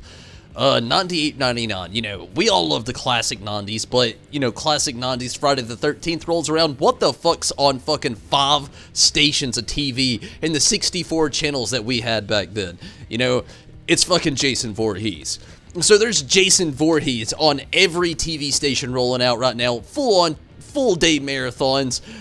We wake up, it's probably a random Friday that we were out of school for some stupid reason, like the winter break, and when the fuck is winter these days? So you're like sitting there at home, like at this point he's like 19, you know, you got your 19-year-old uncle. Like I said, he was 14 when I was born. He's like 19 now, maybe like he may even be 20 now, you know. And I've got my brother, so I'm like 5 or 6 years old. My brother's like 7 or 8. And you know, again, I got my uncle who's like 20 now. And these two we've been watching Friday the 13th all day, beginning to end, just TV station to TV station, switching, trying to watch them all in like, you know, chronological order, trying to keep the series up to par. These two, they care about the story. Me, I'm over here terrified, like, why the fuck are you doing this to me? I'm 5 or 6 years old right now. I don't even know how fucking old I am right now, and I'm freaking the fuck out. I've watched Jason Voorhees kill people all goddamn day with a fucking machete, and he just twisted that motherfucker's head off. It bounced on the ground like a fucking basketball. He twisted it off, it fell off, hit the ground, bounced like a basketball. That shit happened. I'm 5 or 6 years old. I'm watching this shit. I'm having nightmares. Okay, this is what happens. My brother, my uncle, walk away. I'm in here by myself, probably got some cheese in my lap or something, just sitting here, just like anxiety and depression eating at the same time. It's like, I'm so depressed because I can't leave this room because I gotta know what happens next. But my anxiety's kicking in because I've ate so much cheese right now. I don't know if I'm about to die because of cheese ingestion or if Jason Voorhees about to bust out the goddamn fucking door because I'm 5 or 6 years old and I believe in anything and everything right now. Whoa, my mind, I already told you. I'm 25 and I got an overactive imagination. Imagine me at 5 or 6. That shit was going wild. Eating that cheese probably. I was a pretty overweight kid. I love to eat cheese. I still love to eat cheese. Cheese is fucking good. Going back to the story. I'm sitting there. These two walk off cooking shit up in the background. My brother and my uncle, you know, older than me, obviously. They're back there. They've been doing this shit. They knew Friday the 13th was coming anyway. They knew I was a young kid, had anxiety as a child. People in the 90s thought that was funny. People in 2019 realized that's a real fucking thing. Anxiety exists. Hello, world. Okay, let's go back to the 90s, though, when everybody else was still dumb about it, and they're just like, you know, anxiety. What is it? You know, a fucking cactus flower? Okay, so we're sitting there watching Friday the 13th all day. I had my cheese. They walked off. Grandparents are gone. Again, grew up around my grandparents a lot. So I'm at my grandparents' house with my brother and my uncle eating cheese, watching Friday the 13th all fucking day long. Grandparents literally gone all day long. Left it in the morning. It's now 9 p.m. It's Georgia. 9 p.m. in Georgia, it's dark outside. Especially if you live in Northwest Georgia where I do. There's no cities around here, so there's no ominous random background light. So even when it's dark, it seems like kind of like midday. Not around here. When dark happens, it's dark. Like real life dark. Like, gotta have a flashlight if you do go outside. If you don't, you're blind. Okay, let's bring it back one more time. Late 90s. I've been eating cheese. Friday the 13th, been on all day. Jason Voorhees killing people, heads been cutting off, bouncing on the fucking ground. My brother and my uncle, both older than me, just left. Grandparents out of town. Mom obviously not around at the time. So I'm in all of this. Boom! With an overactive imagination going on all at the exact same time. Crazy, crazy, crazy shit.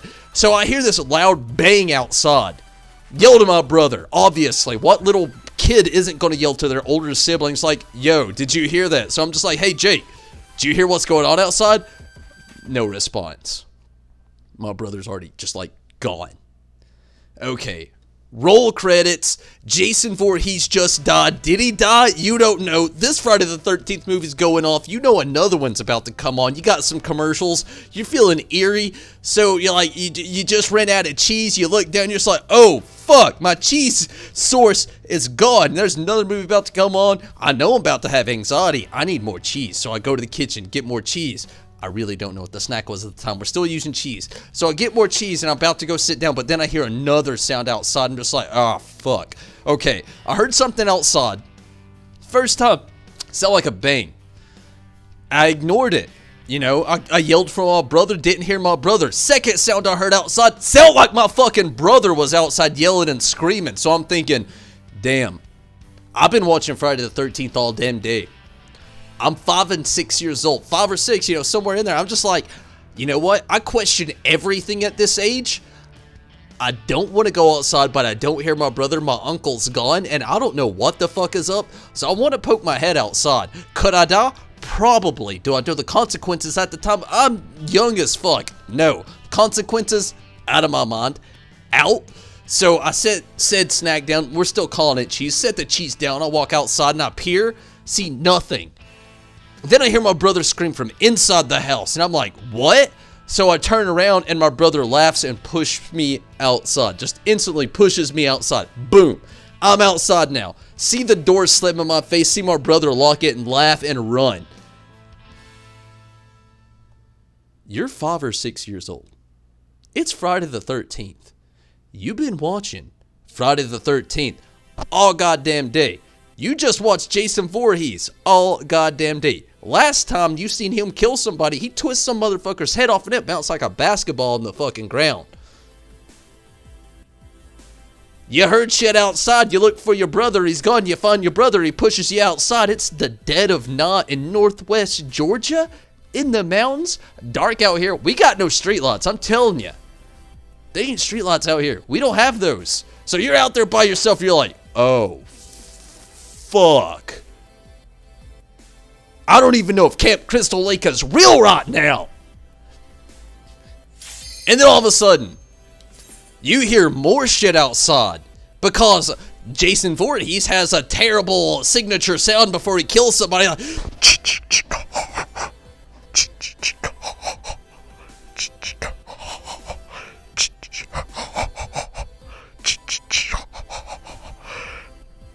and then you give him one of these, and you usually see the bastard. Well, I do one of these, and I see the bastard. He's got the mask on, he's got a machete, he's walking at me, and I'm just like, fuck this. This ain't the movies. I'm running. You're not catching up. I go. We got some dogs. They're barking. I get up on the porch. I'm banging on the door, seeing my brother yelling and screaming, let me fucking, I want to die. My brother's laughing his ass off, literally on the fucking ground, on his ass and his back at the same time, doing that rock thing, you know, you see in cartoons where people are just like, literally doing that right now. I turn around, and this motherfucker's on my grandparents' porch at this time, still holding machete, still fucking ski mask, you see it full on fledged. My uncle, be that as it may, again, I was 5 or 6 years old, he was 20. Takes off the mask and just busts out laughing at me with wide eyes like this, just laughing at me while tears are coming down my face at this point. I literally thought, this is it. I'm 5 years old. This is how I die. So, like, certain things have, like, just changed my imagination and the way I look at so many fucking things. But, yeah. I think so, actually, Minato. And Karumi, what's up? Ha from New York? Hello. How is New York right now? Hopefully that's awesome.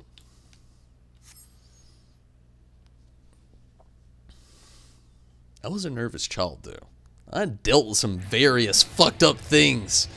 But that's what really fueled the imagination to where it is at this point today, though.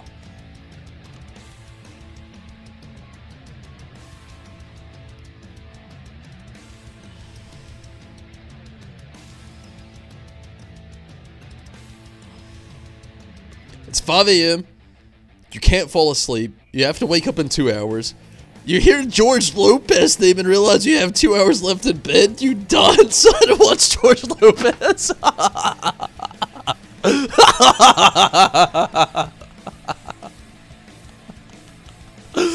Oh, growing up in the 90s, let me tell you. You got jump scared by watching a fake trailer of Dragon Ball Evolution?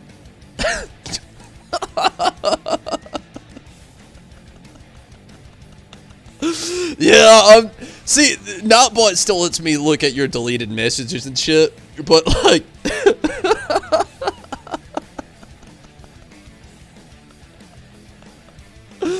oh, man, talk about jump scares.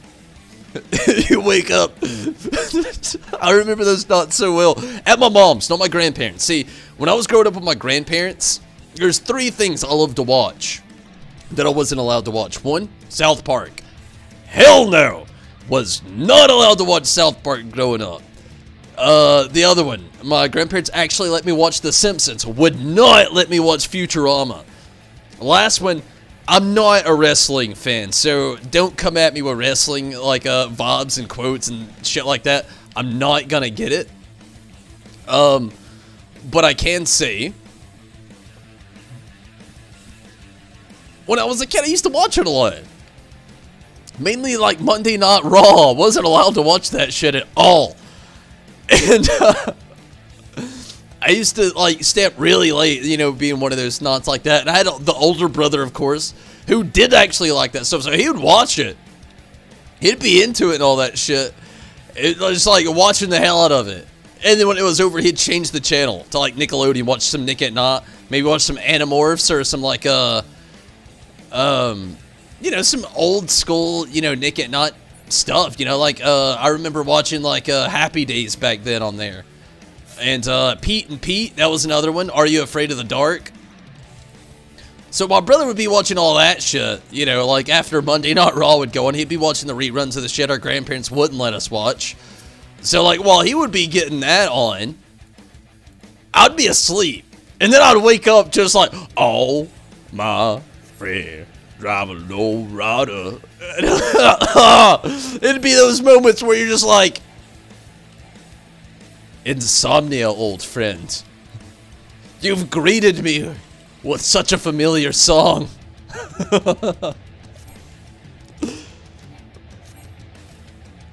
You're surprised at what your parents loved. I didn't get to watch a lot of shit as a kid, but I'm not gonna. I grew up a very, very, very sheltered life, so that was me. You know, growing up with my grandparents in Northwest Georgia. Needless to say, they were very, very, very old school Southern Baptist. So, like, everything was a sin growing up. You know, like, if I ate too much, it was a sin. If I said a cuss word, it was a sin. If I tried to do something outside of the Christianity, it was a sin. You know, so, like, grew up very sheltered. So, I grew up weird. Like, I know I did. I know I did.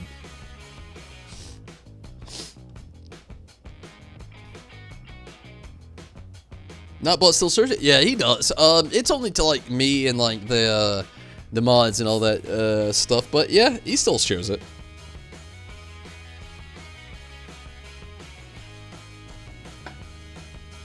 Only to me though, like everybody else it would still be a blur, but I could still see it. I have an option to like view the deleted message. I wish I had an option to approve said deleted message, but I do not. I can only actually view it after not but it feels like it was I guess, offending? I don't really know how to really say how they draw the line.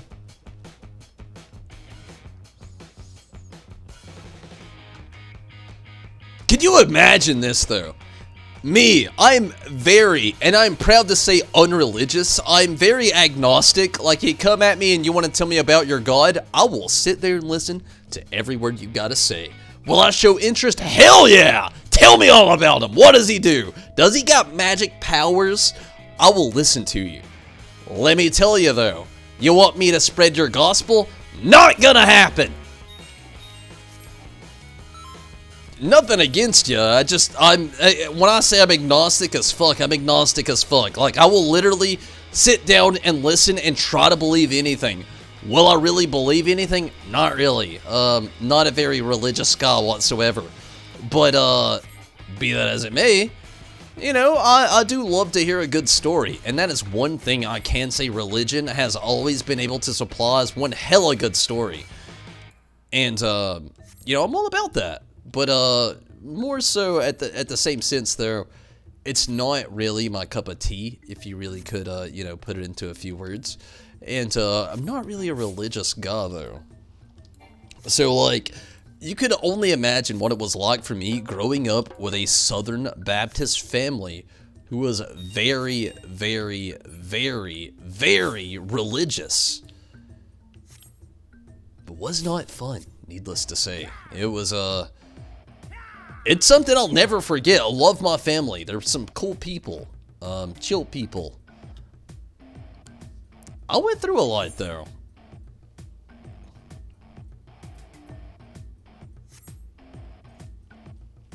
Spread the glory of the god that is hentai. I'm not so sure that I would be socially accepted in any public area ever if I did that. Just like, could you imagine on your like street corner, like there literally is this guy in my town who gets on the street corner and will preach the word of Christ, said Christ, you know, like, God's coming for us in Revelations, random verse at a random thing because I don't know none and I'm not about to try to quote him because he does actually quote some shit that I can't quote, but I'm gonna say some shit that he kinda says, but I'm not because I really don't ever listen to him, but he's out there on the corner by the courthouse in the square of literally the center of town almost every single day of summer ever and has been for like the last 7 years, and it's a little disturbing to be honest with you at this point. But I don't know what he said, but he's like, "Fathom thee, blah, is the Lord and Jesus Christ, and you're a sinner, and you're a sinner, and you're a sinner, and he's gonna change the world, and something's gonna happen, and people are gonna be saved." And let me tell you what, because, you know, a lot of the Southern Baptist people, I don't know if you know, but they do. They give a lot of a, because they yell, like, you know, midway through their yell scream, they got to vibe out and get a little stress reliever on. They got to breathe, obviously. They don't have a respirator up there, so they got to give a, and once that happens, it's like in game. Like, this motherfucker's about to go Super Saiyan, Kaioken times 10. He just went, and shit is, he probably about to say some crazy shit. Like, if he goes, that means he's about to probably say somebody's gonna get saved today. And the Lord Jesus Christ is gonna believe somebody.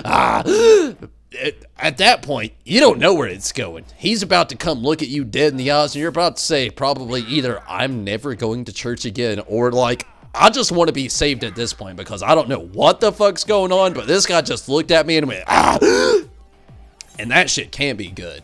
And like, I don't know, that's how I was with religion growing up. Like, growing up with like those standards, not completely confused, never getting a real answer. Like, you're like, if I pray to God, is he gonna fix this? And you're like, I don't know. And you're just like, whoa, what? You pray for his will. What's his will? I don't know. And you're just like, what? It's like, you know, you gotta hope it's what he wants. Well, how do you know it's what he wants? I don't know. But at the other end, you got this guy like, over here, it's like telling you gotta do this, and you gotta do that, and you gotta do, and if you do that, you're gonna burn in hell for all eternity. And you're just like, God damn it! I can't live, I can't breathe, I can't eat, I can't shit in public and not go to hell. What can I do? This guy's over here screaming at me, and I can't scream at anybody else. Anxiety, what are you doing to me? God would achieve Super Saiyan God. Goku Blue is the real God. No waifu, no waifu. Damn it. I feel like I've got the best community ever. Like, we could talk about anything, and it's just like the way it should be. You know, we take it responsibly. You know, there's some people out there who get information fed to them is like, you know what, I am so offended, I'm about to put this on every shred of social media ever, and your life is ruined. And then you got, you know, you got other people out there just like, you know what, I grew up in a weird period that made no sense, that was completely outdated, and I'm about to make fun of it right now, and I hope everybody else can relate. I like those moments.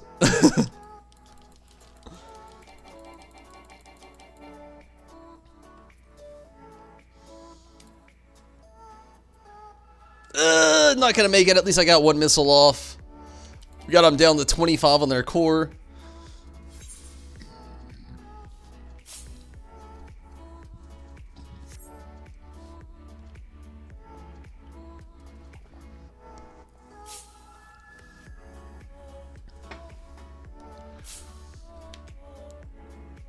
One thing I do think is weird about growing up in the South, though, is like you hear all these crazy conspiracy theories, like so many stories, which I'm not gonna lie, 90% of them pure conspiracy. Like, I've been to a billion graveyards, they're not haunted. Been to them at night. Loads of white girls. I hate to use this as a reference, but it's legit. Loads of crazy ass white girls love to go to graveyards in the South. It's true. Do you want to take a girl to a perfect date? It's like, hey, I want to date a white girl. And you're like, why? Boom, what am I going to do? Okay, I know how to impress her. I'm going to take her to a graveyard at 12 a.m. It's going to work. Like, I promise you. You've already, like, hook, line, sinker. You could probably, like, fucking get on your knee and marry this chick that night. You bring a white girl to a fucking cemetery at 12 o'clock at night with a backstory. Oh. You're hook, line, sinker, buddy. You were bumped up and married. If that's what you want, that's what you gotta do. That's legit. Let's backtrack.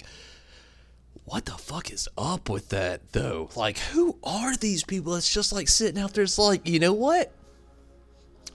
I could be having a double bacon cheeseburger right now with a side of cheese dip, a side of bacon fries, and, you know, probably even get my feet rubbed while drinking a beer. But you know what I would rather do? I want to go walk around in a graveyard. Look for ghosts. While other people in the background is like, ghosts aren't real. You got white people out here is like, you know what? I watched Paranormal Activity like 17 times without getting any sleep, and I already know I had nightmares. That shit's real. Tell me different. And you try to use logic, and they're like, God. And you're just like,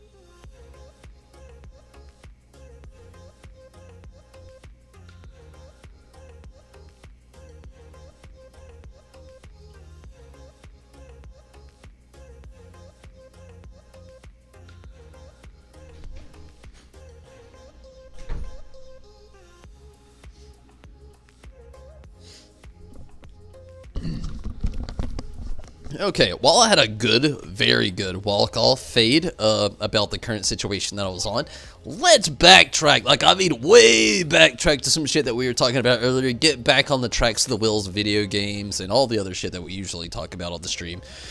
I did get very, very, very, very, very, very off course in the wheels as the subjects that we were talking upon. But let's get back to what we were talking about. And like I said a second ago, just bringing it back, you know, pumping the wheels back a little bit backwards, or, you know, pressing a quick rewind on the VHS player back there. You know, if you've got a VCR, that is. But the fact of the matter is, like, who out there is like, we already talked about the Pokemon movie coming out, live action Pokemon, yada yada yada, this and that, what we have saw. But the one thing that I did see that I forgot to mention a little bit earlier, and one Pokemon very particularly that I should have mentioned that did not, that I remembered just a second ago, my weird little walk-off moment there. Mewtwo, like, what the fuck? How are they about to wrap and rope this motherfucker into that story? Anybody else see the trailer today and see the Mewtwo in there? This motherfucker about to have a voice. Who is voicing over Mewtwo out there? And if we get a Mewtwo out there that don't talk, god damn, I am gonna be pissed. Judo, how are ya? White girls in Georgia, apparently? What the fuck? Oh, what did I see?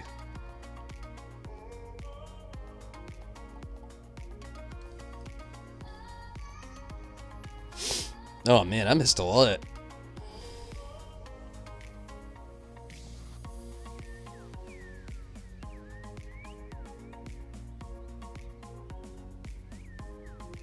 Doc, white girls like Starbucks, not graveyard.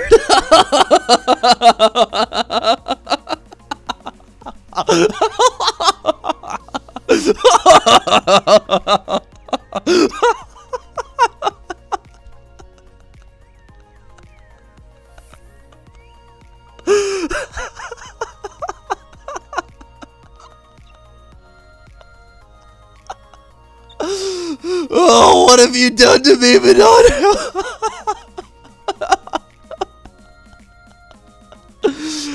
Oh, god damn it. I want to walk in a Starbucks and just say that. I want to walk in there with the plainest face ever, just like, I thought white girls like Starbucks, not graveyards. Or say the exact opposite.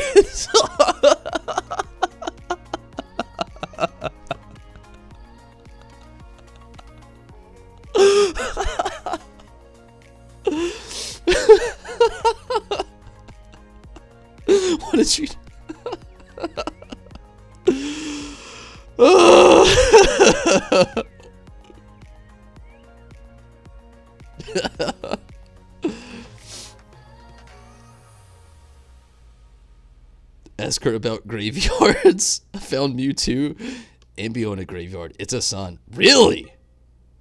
You found a Mewtwo amiibo in a graveyard. That is actually impressive.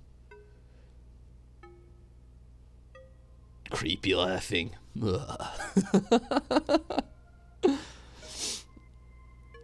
Terry Crews.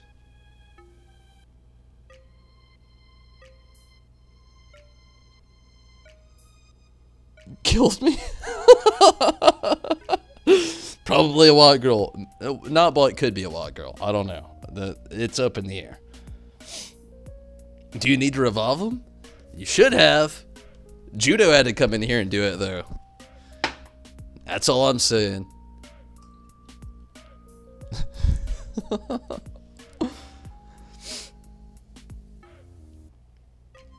A white girl graveyard stream? Shit. Well, I'm not a white girl. I wouldn't even call me technically white. I'm the most multiracial motherfucker I know. Like, it's pretty crazy. Like, I like, within America, though I am an American citizen, I feel like my initiated, like, race that has accumulated to being the inner Michael Smith in which we have the tumbles that is Tonberry Disciple. I feel like sometimes, like, especially in the area that I live in, like, the last hour of my workplace, I did not hear anything but racism before I left. And I was just so mind-boggled that I've worked with these people for, like, the last 5 years. And I'm just like, whoa, I can't even tell you my ethnicity right now, or you're just gonna judge the fuck out of me. And it is pretty fucking insane. Might be a white girl if you find yourself in a graveyard. You might also be an average male in your 20s with a white girl. That's also a good possibility. It's like, if you're, like, between the age of, like, 22 and 26, and you're into white chicks, you're probably gonna find yourself in a graveyard at, like, 2 a.m. at least 10 times per year. At least.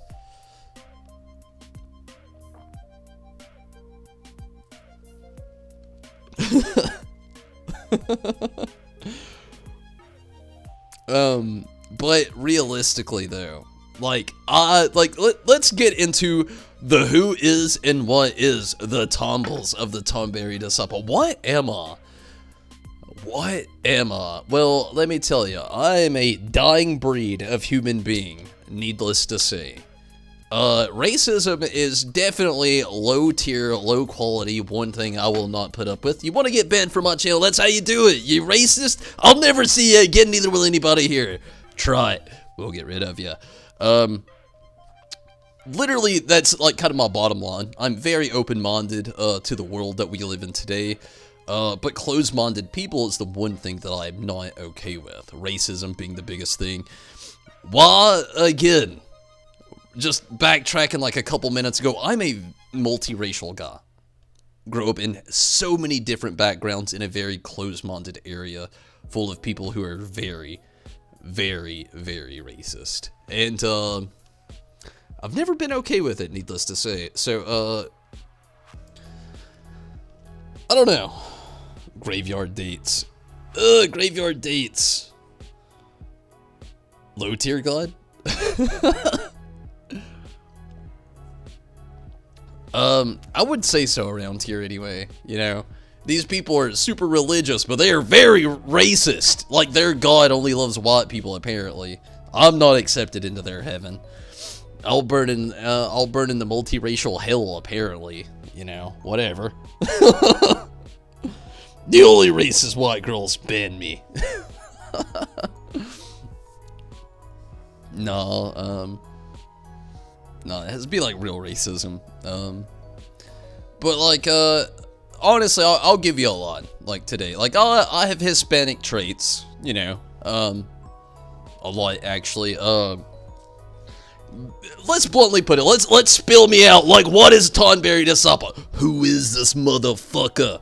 What culture does he got? I am, just to spew it all out, I am Irish, Cherokee Native American, Samoan Native American. If you could really say that, it'd be technically Pacific Islander, Polynesian, per se. So you've got Irish, you've got Cherokee Native American, Samoan Native American, which again could be, you know, roughly translated over to Polynesian, but also loads of Hispanic traits. So, like, I don't know, you get on all these things, it's like I've literally lived a culture of people who have either been rejected from society or have had society reject them from their homeland. So, like, built upon all of that, like, I feel like I'm, like, one of the most hated racial groups ever. No, it's not, like, you know, the most hated, but it's up there, and, like, at least, I've got, like, 3 of the top 5, you know, already being Native American, Irish, and, you know, on top of all that, just, like, Hispanic. I hate to say that the Hispanic's a worldwide thing. It's one of those things that is, like, overly racially output, but at the same time underrated as the racial output as well. The Hispanic population is what it is, but loads of people love to, I don't know, turn it into something else, needless to say. So my standpoint, like a lot of that, the whole, like, racism thing is just, like, if you consider my background, especially if my family, upon all of that, which is very cringy sometimes with some of the things they say. I don't know, it's just super weird. So, like, when the places where I really, like, draw the line, it's a little bit more serious. I try not to, like, even care about it too much. You all know me as, like, being very charismatic, and, you know, I'm pretty carefree, and I love that. That is me. But I do have the moments where I do take certain things just a little bit, well, I take them very seriously, needless to say. Thank you, Azunami. I agree. Mostly German?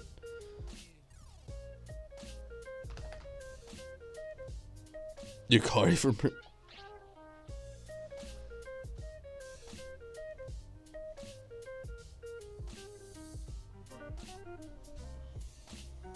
Multiracial hell?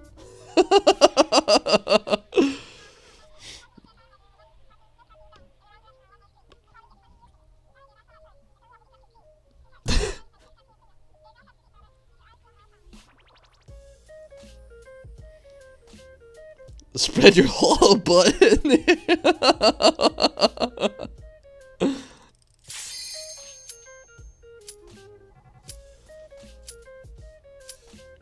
Portuguese, that's cool. German's cool.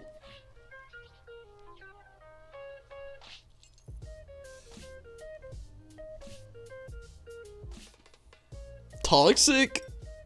Oh, man. Judo. You're slitting throats out there.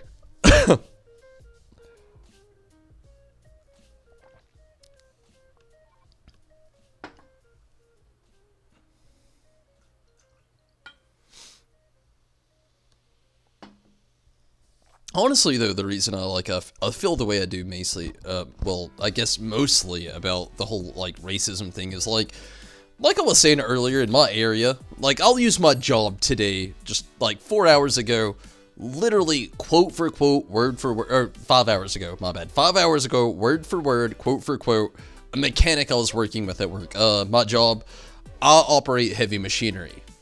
Sometimes the heavy machinery doesn't cooperate the way that it should, so we'll need outside source mechanic to come in and help me out. So that happened today. Literally, he word for word quoted this statement. I was talking about, like, how some people in our workplace kind of use the racism a little bit too much, because it is true. Some people, there's appropriate times to say the word racist, you know, like if somebody's literally being racist and you call them out for it, okay.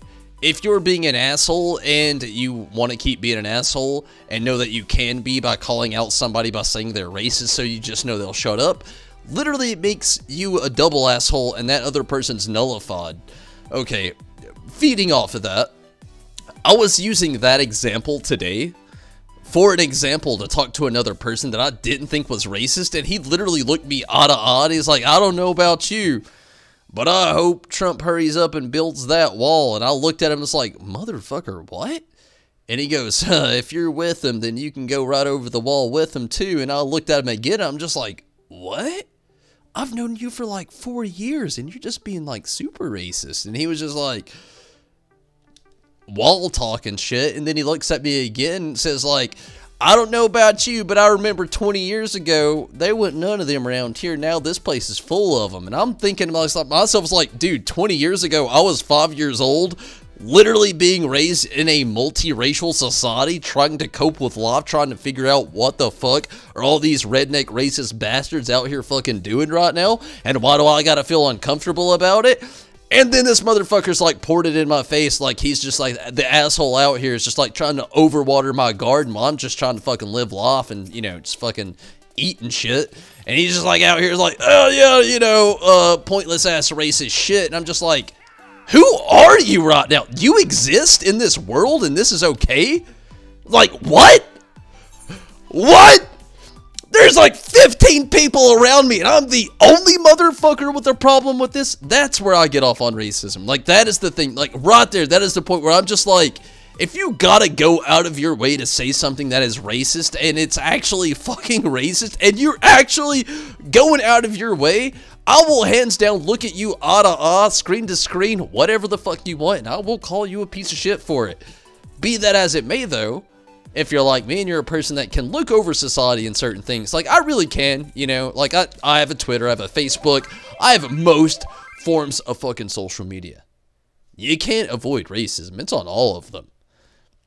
But what you can do is avoid, you know, pick the option, just like completely act like it doesn't exist. So the people that out there that just like doesn't act like it doesn't exist, like literally does the opposite of that and like just feeds upon it to try to like make other people triggered. God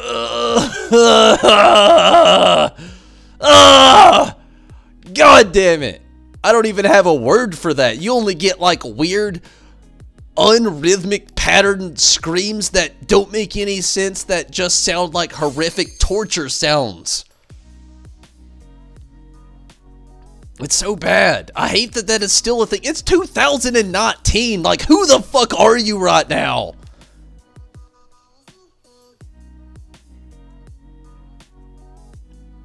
When is the MySpace page? Whoa, I gotta go back. I gotta go back up. I missed some stuff.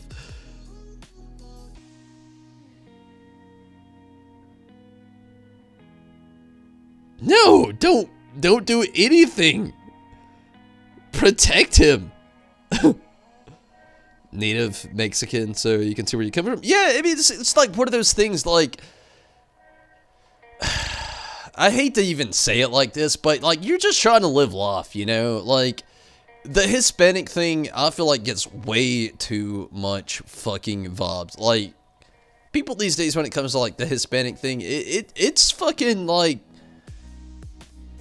it's pretty out there these days. Like, needless to say, it's out there. Like, there's people that go too far, you know? And, it's kind of ridiculous.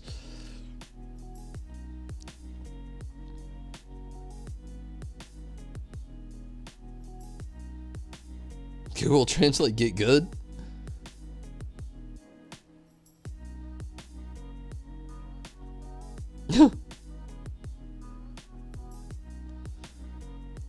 Hate everyone equally. I like that. Hate everyone the same. God damn it. You know, don't be hating this guy more than you hate the other one.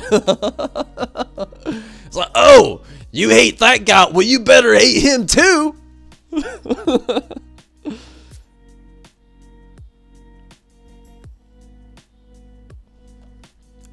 But no, I mean, it is sad that that is a thing, though. To actually have a prejudice of your own, like my prejudice would be racism. because it is a real thing that still, for some fucking reason in 2019 exists. And that is one thing in this world that I could say that probably makes me sad. That is a legit, still existing thing which should have died decades, if not a century and a half ago. If not, should have ever existed within time periods at all, but I don't know. Like the shift of the change of the world that we have, it's so slow and so weird. Like you really can't keep a conscious mind to how it really goes.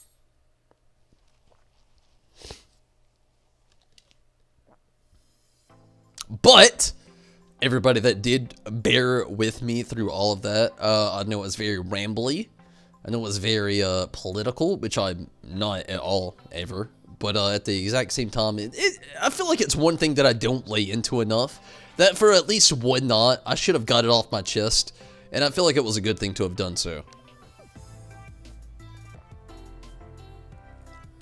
Because no doubt, it really is the one thing on this channel I will never really put up with. And it's full on racism and discrimination.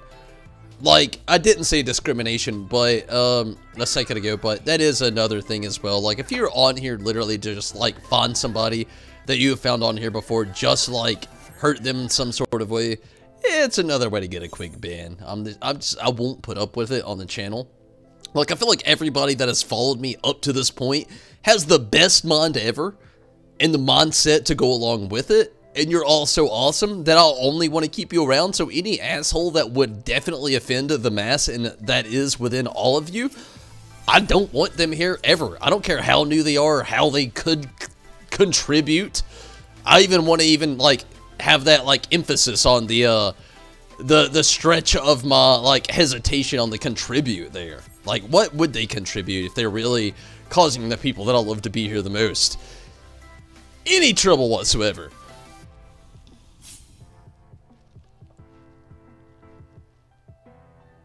It'll die eventually.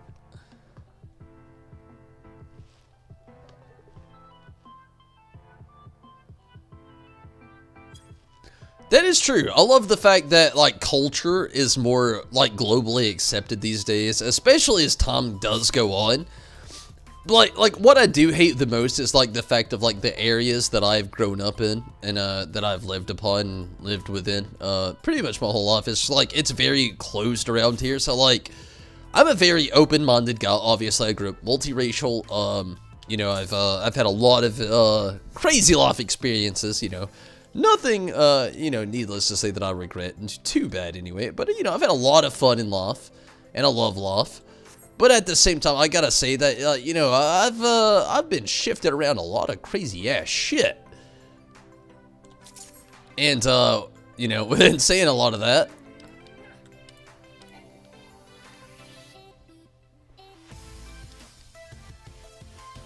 I don't know. I just think it would be, I think it's pretty crazy sometimes.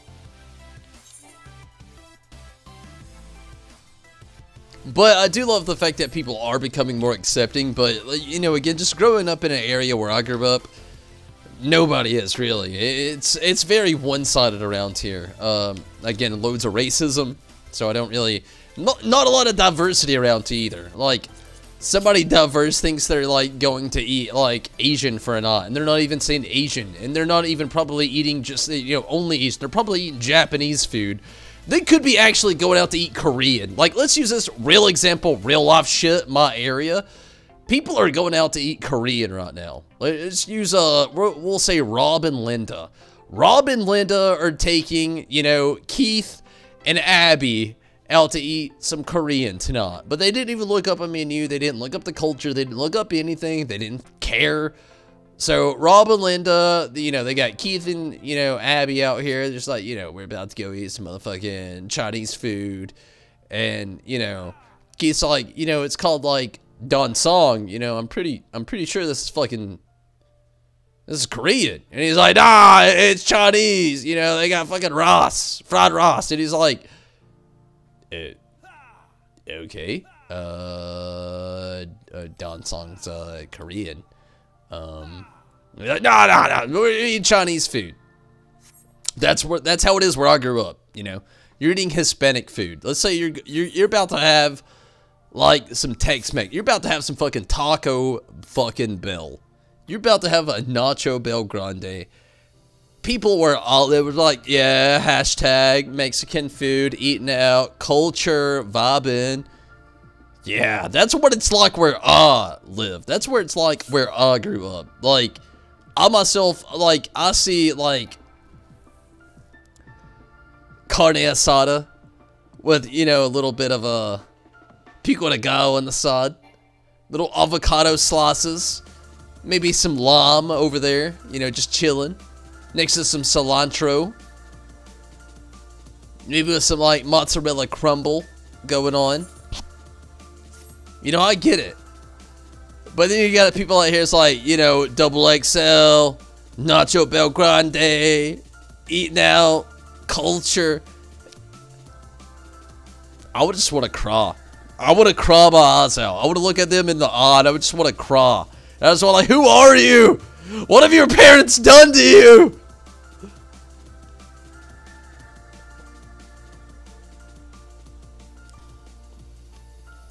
Judo, you and Minato gotta go. I do thank you for jumping in tonight. It's been a lot of fun. I've had a very chill night, loads of rambles. Maybe, sorry if you were expecting differently tonight. But I just wanted to have a chill ramble night. I miss these. I love these. They're my favorite nights to be here. But Judo and Minato, I definitely appreciate both you and your time, to the both of you. It's been a lot of fun, and I can't wait until the next time. Definitely. And I do hope you both have a great night. It's a big thing too, because, like, why be racist? There's so many different cultural... Yes! Food! Honestly, it's not just about the food. Food's great. But let's backtrack to Star Wars. Let's do this one. I did it already tonight. Let's do it again. Let's go Star Wars. Okay, like, if Star Wars was racist, like, would there be a Yoda? Exactly. Would we have, like, Wookiees and Chewbacca? Would Ewoks be a fucking thing? No. That's the thing. So, like, I hate that there's still people who are so close-minded to race. Like, you see somebody with a different color of skin. Like, I grew up multiracial. So, I did not get this ever growing up. Like, I see somebody with a different color of skin, I'm like, hey! I got a Hispanic nana. What's up, bro? My mom's got red hair. I got brown hair. I don't know what the fuck's up with the world. Shit's crazy. You know what else is crazy? Jolly Ranchers. Sometimes you get them, they're sour. Sometimes you get them, they're sweet. They're like Sour Patch Kids. But, you know, Sour Patch Kids, you get them, they're sour, then they're sweet. Jolly Ranchers, sometimes you get them, they're just sour the whole time. You're like, what the fuck are you? And then you're like, oh, this isn't a Jolly Rancher. This is a fucking crybaby bubblegum random shit that just came off the market like 4 days ago. Or maybe it's zebra strop gum and it only lasts 2 seconds and you're like, okay, I'll just chew a whole pack. Like, literally, you don't know. Like, that's kind of how it goes when it comes to, like, water and, like, not just water, but stuff like random shit. Again, much like racism. I feel like racism is random because it doesn't make any sense. Like, how do you just hate a person for who they are? It's like, you know what? I don't like you because you are you. And I don't have any reason of, like, not hating that other than the fact that you're not you, I don't know you, and you are you, but I'm gonna say you're not you. And that's just not gonna, you know, affect me in the right way. And, you know, you just gotta be okay with that. That's literally racism in a nutshell. It's like, you're not what I want you to be, and you're not what I want you to be, but you're that. So, I don't agree with it. That's literally somebody saying, it's like, you entered this race, but, you know, it was a foot race, and you ran on foot, but, you know, you didn't run on foot the way I told you to run on foot, but I didn't really tell you to run on foot in the first place, but everybody ran on foot, so we're gonna go with it. but at the same time, you ran on foot a little bit differently than everybody else, and that set me off. And, you know, on top of all of that, you were faster than everybody else, and I didn't say it was a contest to be fast. All I said it was a contest to win, as to see is like who would actually get there first, not judged on speed, but judged on skill. But you got skill and speed on deck, but, you know, just because you got skill and speed on deck, that doesn't mean that you got on deck what it means to have the skill and speed on deck at all times to do this perfect particular job in general, in which you did the first time ever in general, which was the perfect, you know, specifically the job that we had asked for. But yeah, though the specific job that we had asked for was something that you had in the lines of your Call of Duty to do, it was still something that we wanted somebody with more entrepreneurial expertise that has done it before over the years that we just made up. But yet we really wanted somebody with the experience to do so anyway, but yet we only got you, so we're going to run with it. But if we find somebody better in the future to do so, other than you with better skills of the same such in future skills that we have, you know, already foresaw and saw that you out into would do better, that they do better than you, then we will therefore and then within have to decline your, you know, indulgence of your said per se entrepreneurial career within the inquiries of our, you know, established democracy that we have already kind of like established over the time and day of the, you know, the period of which we have already created it to keep time going and participating in the activities that we have, you know, had perceiving in the future to keep on doing so, to do so even more so in the future, to keep on perceiving more future perceiving endeavors, to keep our future producing more things in such future, in said future, to keep the future rolling for such times. That sounds like a fucking nightmare, doesn't it?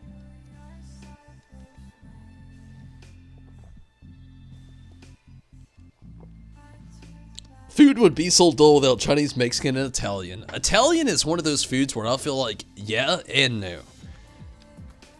You got me on Mexican food, you get me on Chinese food, you get me, well, I will not, I'll take back that child. You get me on Hispanic food, you get me on Asian food. I will take you through a roller coaster. You take me on Italian food, Italians, I am sorry. Doesn't help that there was a music pause there and about a breakdown, but Italians, I feel like I could break your food down a lot faster, do a lot more with it, and still have a shit ton of Hispanic and Asian foods that I could just culture you the fuck out on. Go to bed, you're rambling. Yeah, I'm not gonna be on too much longer. It's, I'm actually hitting up my last rival wings right now. But, yeah, I feel ya. I'm starting to get pretty tired. The rambles! Give me a quick moment. I'll be right back. Gonna grab a drink, use the restroom. When I come back, last stretch of the knot, we'll see what happens.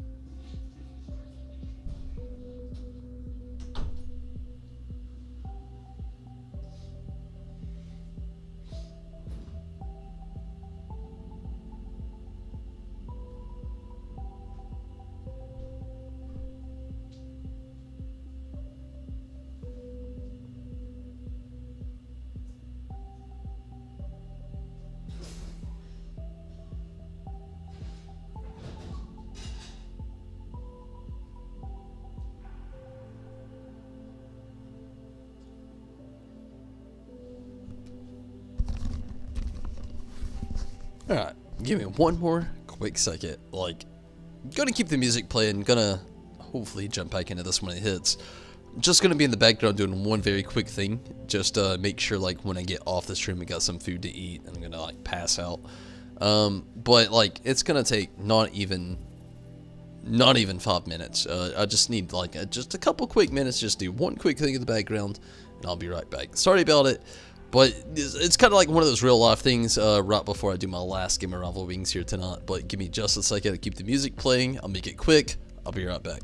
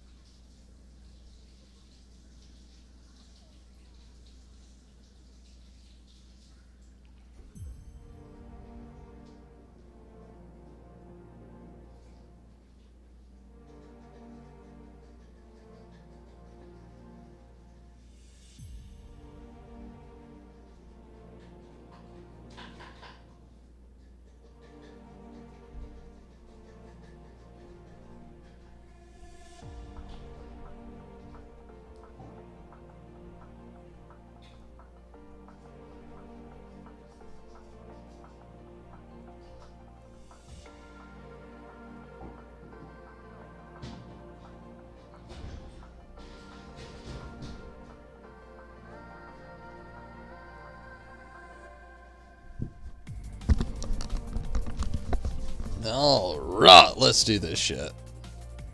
Kinda rambling.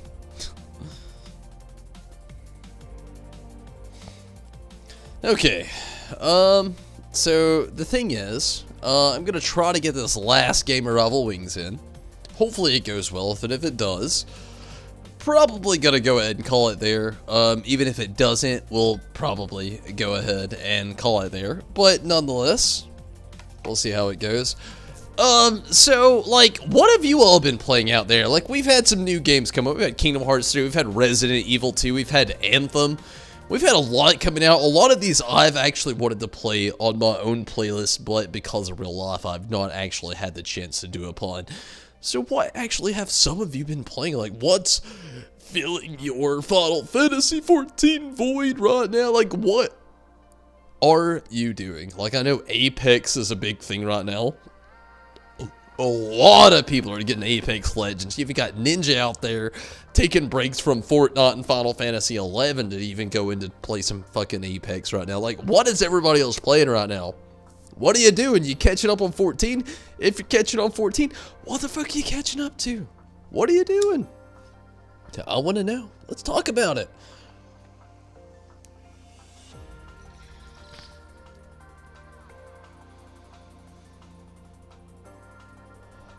How shitty is Eureka? I don't like it. I'll hear you talk shit about it.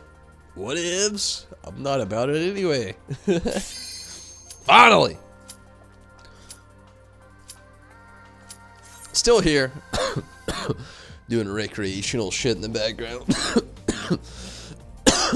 But it's definitely still here. Just you know, just keeping that mindset going at the same time. Just like, what are you doing? Like, what are you excited for? What is coming up that you want to be done? Like, what is your Final Fantasy 14? That's a big, I feel like that's a huge question to really ask somebody. Like, what is your Final Fantasy 14? What's your Final Fantasy in general? Like, oh man, if you had to get me on a, in general, Final Fantasy that I like, it's going to be like a 7. No, not even 7. Let's pull Cloud out of it. As much as I love Cloud, fuck Cloud. It's going to be a straight 6-8 mixture with a little non on, like, let's say we had a cupcake, and like the paper is Final Fantasy 6. The cupcake itself is Final Fantasy 8. The frosting would be Final Fantasy 9, but the sprinkles are Final Fantasy 10. That's probably me in a nutshell. You know, on the side, I've got my side of bacon with this cupcake, which everybody's questioning, which is Final Fantasy 12. And then, you know, beside this cupcake with bacon is a nice fat-ass slice of cheesecake with just like a fat dollop of just like mixed berry, just like not jelly, not jam, but just like a big sugar fruit mixture of blueberries, pomegranate, raspberry, strawberry, and probably cherry, and maybe even, you know, like blackberry, you know, who knows. Sometimes the grit and the bitters, you know, not that bad. So all that mixed in there, that last part is actually my love for Final Fantasy 14 in a nutshell. Everything else is just my love for Final Fantasy in general. And I feel like that is a pretty good way to explain it.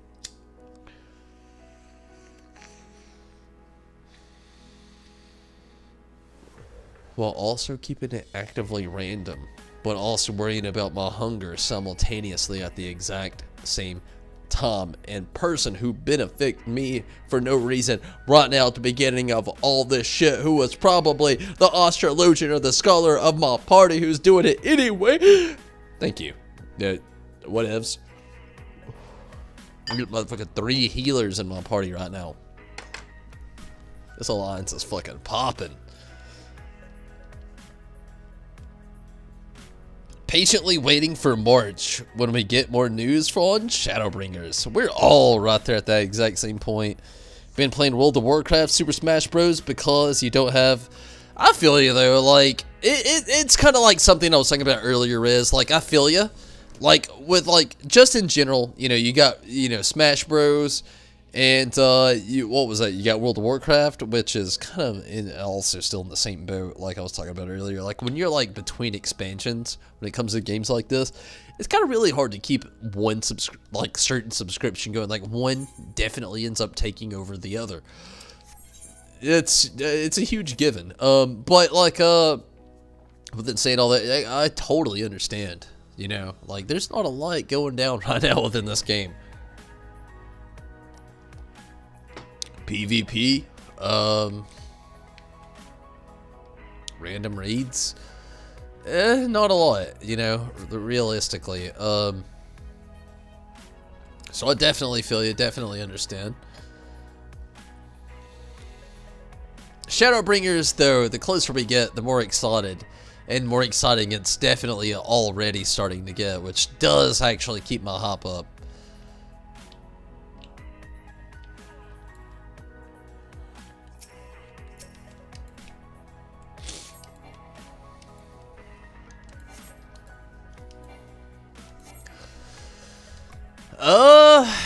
I mean, it's looking okay so far. We'll see how it's gonna be.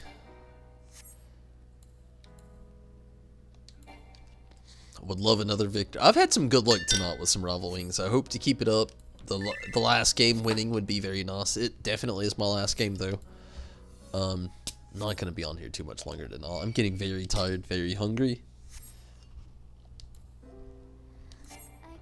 For the 15 crossover, yeah, I think it is April. I'm actually, is it bad that I'm more excited for the 15 crossover than I am for like the next like mini patch? Like, I want more further like adventures into Hildebrand, but I know it's gonna be like 3 quests. Also, I know, like, there's a few other things that I'm really hoping for and excited-esque for, I guess you could say. But, like, this next expansion is really, I shouldn't say expansion, but the next patch isn't really bringing a lot, so I'm not that excited for it. But, like, the next X-Pack, and in April, when we get the Regalia, oh, like, give me fucking Biggie voice already, oh, like, god damn, we get a 4-person mount in April? Yes.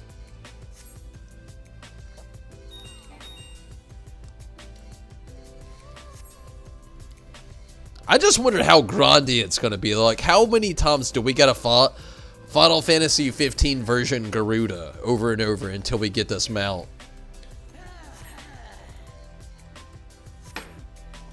I just think about Rathalos and how it's been. And from what I've already, like, seen people predict and say and stuff like that, it just, I don't know. It has me very curious. Damn. We almost got the tower destroyed.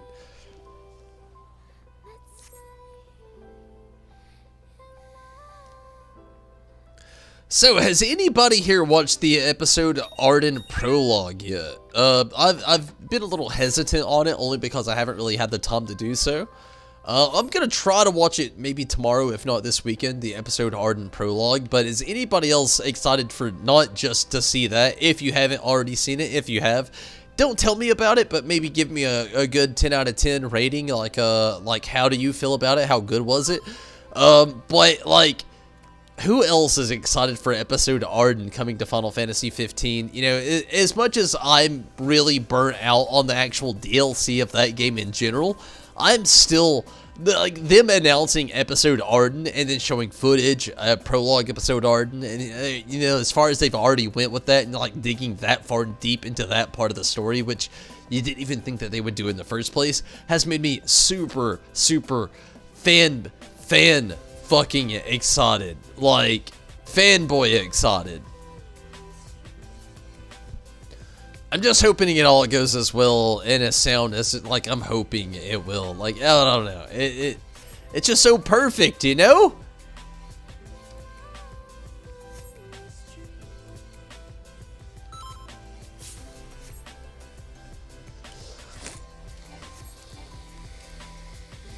I wish they would do a lot more of that stuff with Final Fantasy, though. Like, I know we're about to get the Final Fantasy VII Remake, probably gonna get released, like, 2020, 2021, maybe even 2022. We'll see. But, like, I don't know. I wish they would do even more with, like, stuff like that, though, as far as, like, Final Fantasy goes. Like, we've got live-action Pokemon. We've got so many things going on right now with the live-action era, you know, advancements in technology, video game remakes coming out. I wish we had even more with Final Fantasy, though.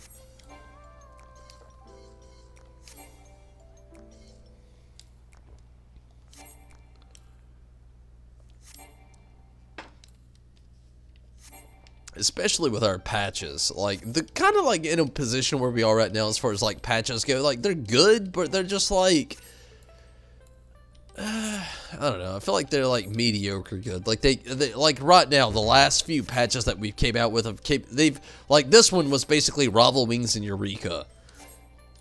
The last one was a tad bit of story, a dungeon, and, a raid. The last one we get, further Hildebrand, maybe a dungeon, maybe a raid again. It's just, like, the fundamentals of what they're willing to push out on, like, what they're actually trying to create, just sometimes just, like, seems like, where are you, like, putting the gas and where are you pumping the brakes? It makes you wonder, it makes you think, you know? Oh, I'm dead as fuck. Yeah, they got me that time. Yeah. Too much shit going down. Too many mechs. But we got up down to 87. We're getting there. Core is getting there. Towers are gone.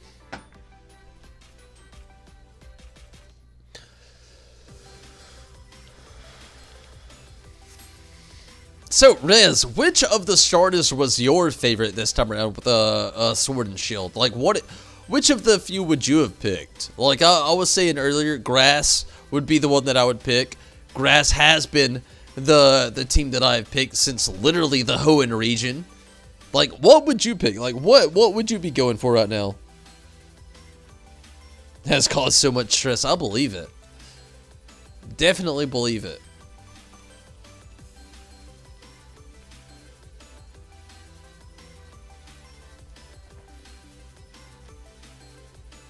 Okay.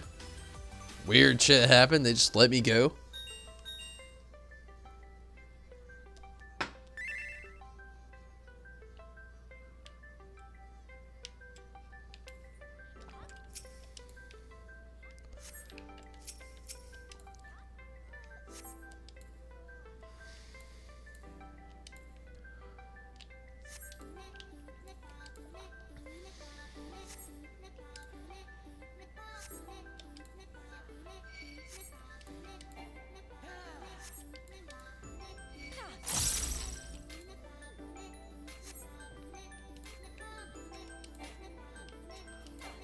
Ah, shit. This one will be the one that kills me. Yep. The bunny? Fire starter? What? Really? That's just me, though. Like I said earlier, I've been choosing the grass starter for years, so I've even when I try to judge, I really can't judge. Just like, I've been picking the grass starter for years. It's kind of only uphill to me. Bootleg Mudkip, I agree. Like that, I didn't think bootleg Mudkip first time I saw him today, but I literally looked at him today. It's like they have literally already ran the, you know, tadpole in the ground. Why are they doing it again?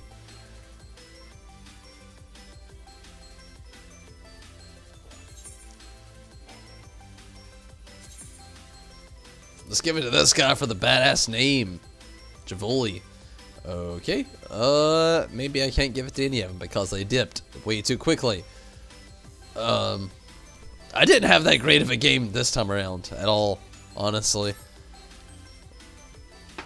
Not that great at all. It was just kind of a, I guess a not victory. It was my last round. But, yeah, that was my last round, everybody. I'm calling it a knot. I'm very hungry. I'm very tired. I'm gonna try to cook some food, find something awesome to watch, and pass the fuck out. I've had a lot of fun, though, tonight. Definitely. And, glad everybody could join in that did. Get in on everything. It was a lot of fun. Definitely. But I'm gonna get out of here. I'm very hungry, very tired. Do have work tomorrow. I will be back on tomorrow, actually. I don't really have anything to go on. No plans, so we'll definitely be back on tomorrow. Gonna get back to the progs tomorrow. Tonight was our chill knot. Tomorrow will be more progression. Tonight, just want to, you know, get some cool chats on. You know, we had some cool random Pokemon shit launched today. Anybody born in the 90s not feeling weird-ass nostalgia of that's just like, So I had to share that. I had to talk about it. Also, you know, I love me some Rival Wings. Really trying to ride it out while it's still relevant. Tonight I had a lot of victories, which I'm very, very happy about. But hopefully I can keep up in the damn near future. But I'm going to get out of here so far tonight, everybody. Thank you so much for watching. It's been a lot of fun. Thank you all so much for either your support, sticking around, or just, you know, keeping in it all. Even through the rambles and everything. It's been a lot of fun, but hey, Rez, good night to you as well. Take it easy, Rez. Tend to go far. I feel you. I feel you. Chespin. Yeah, Rez, good night to you as well. Glad you could make it tonight, and thanks for getting in a lot. And Judo, glad to have you. Azunami and Minato, thank you so much for watching and sticking in on, getting on a lot of stuff tonight. Thank you all so much. Also, thank all of you for the ones that keep the Discord alive a lot as well. Karubi, glad to have you.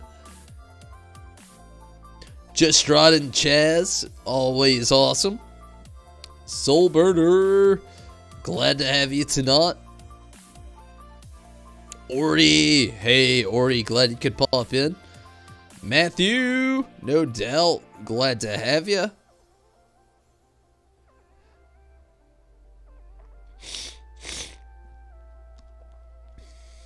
But everybody, sorry if I did miss anything tonight or anything that you have said, but I am gonna have to get out of here. I'm very tired, very hungry, and very sleepy, so I'm gonna get out of here.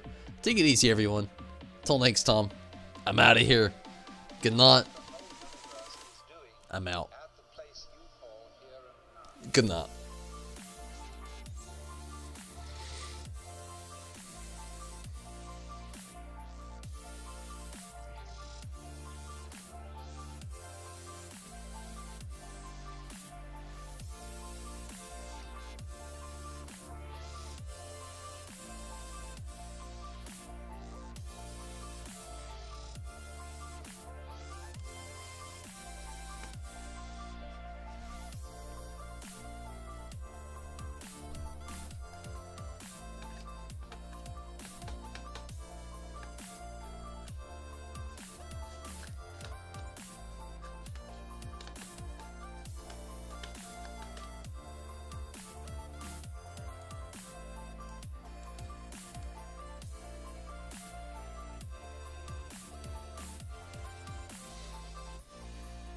Good night, everybody. Take it easy till next time. I'm out of here. I'm gone. Like, for now. But, not forever. But, you know, for now. But, you know, like, till next